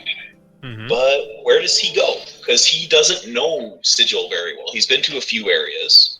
Like, I guess he could go back to the one place, and maybe ask about it. But Well, that would be an excellent option to ask somebody who does know. All right, and with that, move on to Syndra. Anything you particularly enjoyed or did not enjoy about tonight? I definitely like the work you put into the world and the factions, especially. There's a good variation of a lot of different things that must have taken time because there's a big variation. Well, to be fair, most of this is it's published material. The setting and all the stuff about the factions, that's all published material. I did flesh them out as you went to the areas, but in general, their philosophies and stuff like that that's not me. Oh, that's okay. Part of the setting. I thought those were custom made. Nope. I would probably say I think our group is very dynamic and works well with one another, and the NPCs react well. I would probably say my only complaint thus far is I feel a little bit like I'm reading a book instead of participating in a story, if that makes any sense. It does, and tonight was a little bit. Yeah, I can see why you would say that tonight. I kind of agree with you. That hopefully will not always be the case, but if it is, please let me know. I'm sure once we get more focused objectives and goals we have to meet and choices, but right now it's kind of like an information gathering. Tonight was very informational and unfocused. I will totally agree with you. And I hate sessions like that as a player, to be honest. I think it's great. I am so okay with it, mainly because I started with Shadowrun. Okay. And that's 80% of the game. Well, yeah, in Shadowrun it is. It's all about the setting. Well, and Planescape's much the same way. The setting is so different from what you're used to that a lot of it kind of has to be informational sometimes. So I get that. Mara, how about you?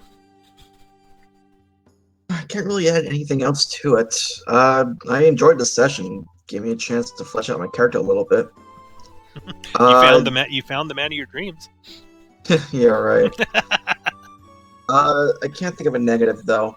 Okay. So I can't really say anything more than what's already been said. It's been a good session, like the world building. Fair enough. Shade. I like the opportunity to build more onto my character, which was what I mainly did this session. Well, you made an interesting choice in the Bleakers, one that I didn't expect a player to make, and it's going to be interesting to find out what happens. I straight up told you I was going to do it. I know 2 weeks ago. Well, that was 2 weeks ago, and a lot has happened since then, honestly. So my mind hasn't been on the game, so I did forget about it, for which I apologize. But yes, this is going to be entertaining. I agree. All right, well, with that... Hold on. Okay. What about you as a GM? What about you? I also enjoyed the harem out of character discussion that happened. What about me as a GM? As a GM, what is your opinion on your players? What's some likes and dislikes that you're seeing from the players, so we can also get some feedback from you on us? I'm actually really enjoying this party. I'm a little bit... I think you guys roleplay well, and I think that you're all invested in your characters, which, for me as a GM, the most important part of this campaign is going to be, one, that you guys are invested in your characters and roleplay well, and two, that you become invested in the story, because I'll be honest with you, this story is one that I've been thinking of doing for probably 6-7 years now. And it's kind of been in the back of my mind for a few different campaigns, and I've started it once, and the campaign ended before I got too far into it. And I really want this you guys to get invested in the story because there's a lot to it, and I think there's going to be some interesting things happening in it. So I'm happy with you guys as a group because you seem to be meshing well with each other, and you also are role playing and are willing to be, as far as I can tell, investigating into the story and getting invested into it. So that makes me very happy. The one thing that makes me possibly a little bit nervous so far is I don't know how you guys are going to do in combat. The last combat was a little bit overwhelming for you guys, but that I don't know how right. we had issues. Yeah, that's right. I just remember the. So which reminds me, I should probably figure out how to get my claws. Which is quite strange Silvered. because don't we have like 3 healers in the group? Yeah. No. The damage we took wasn't a factor. We took basically no damage. Yeah. The problem was that we couldn't deal damage. Right. Using ice powers was probably tied for top damage against creatures that resisted ice. For your Kinetis, did you take physical water attacks or touch attacks? I took the touch for 2 reasons. Number one, it fit thematically for what I was going for Lotan. It had like the icy, frosty scales, and Lotan being from a tropical area would be able to benefit his tribe more by being able to manipulate water and control temperature. Like he can make cool baths and kind of things like that. And 2, I'm planning to spec into Earth next, and going water for physical damage, and then Earth, which only has physical damage. It gives me an option of having an elemental type and that. I would like to ask if it would maybe be possible using the knowledge granted to filter my elemental aspect through another plane before it goes into the current plane. So that is something that you will need to do a little bit of research on, but I would very much encourage you to do that research. Yeah, until you do, you're going to continue to have problems, I suspect. He wants you to do it in character. Yeah, I know it's a matter of can Lotan do it is the biggest question. The resources are available. If you use them or not is up to you. So. Yep. So like I said, my one concern is possibly how you guys are going to do in combat. That being said, however, there are some things coming down the line that will make that, I think, less of an issue in the long run. So it's a temporary concern of mine.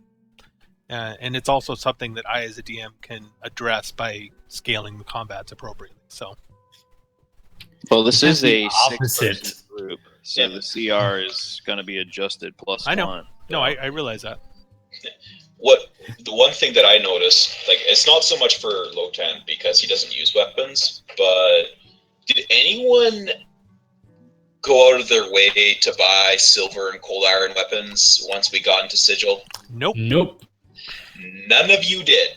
Nope. I didn't want to mention anything. Like, we had time for a market, and even a simple silver I started weapon. out with silver crossbow bolts, so I'm okay there.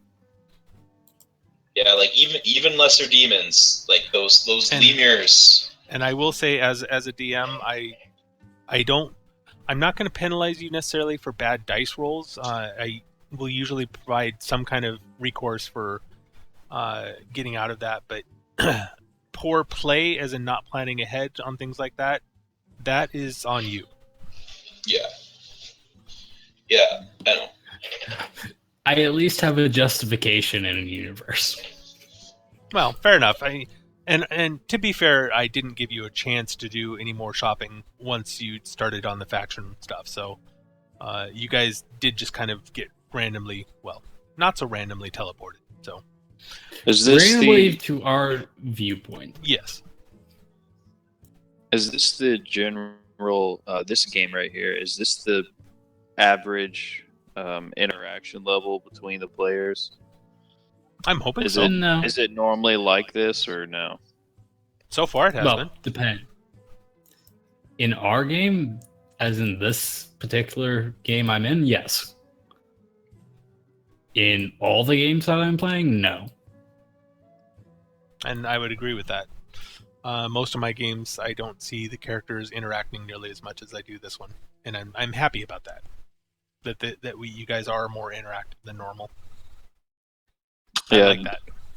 Normally, I never use text chat for roleplay, but you were trying to unleash a tsunami of information. So I'm Yes. like, good God. Yes, and I completely understand, and I encourage people to do that when things get too busy like that. So I tried to whisper chat everybody. I might have left out one or two people, but I like to play Pathfinder games for the party interaction and working together to beat the challenge rating or the enemies or whatever. Mm-hmm. Just the roleplay aspect. I can tell you straight up, you did not talk to Jasmine. Lotan Jasmine didn't get was anything missed. either. Like Lotan any got wisdom. something. All right. Not as I know All right, this. sorry about that. well, you guys are welcome to stay on the stream. I'm going to, or stay on voice chat, and I'm going to for a bit also. But I'm going to end the stream now and say goodbye to all our viewers, and we will see you all next week. Hasta la vista. Have a See you great guys week. next week.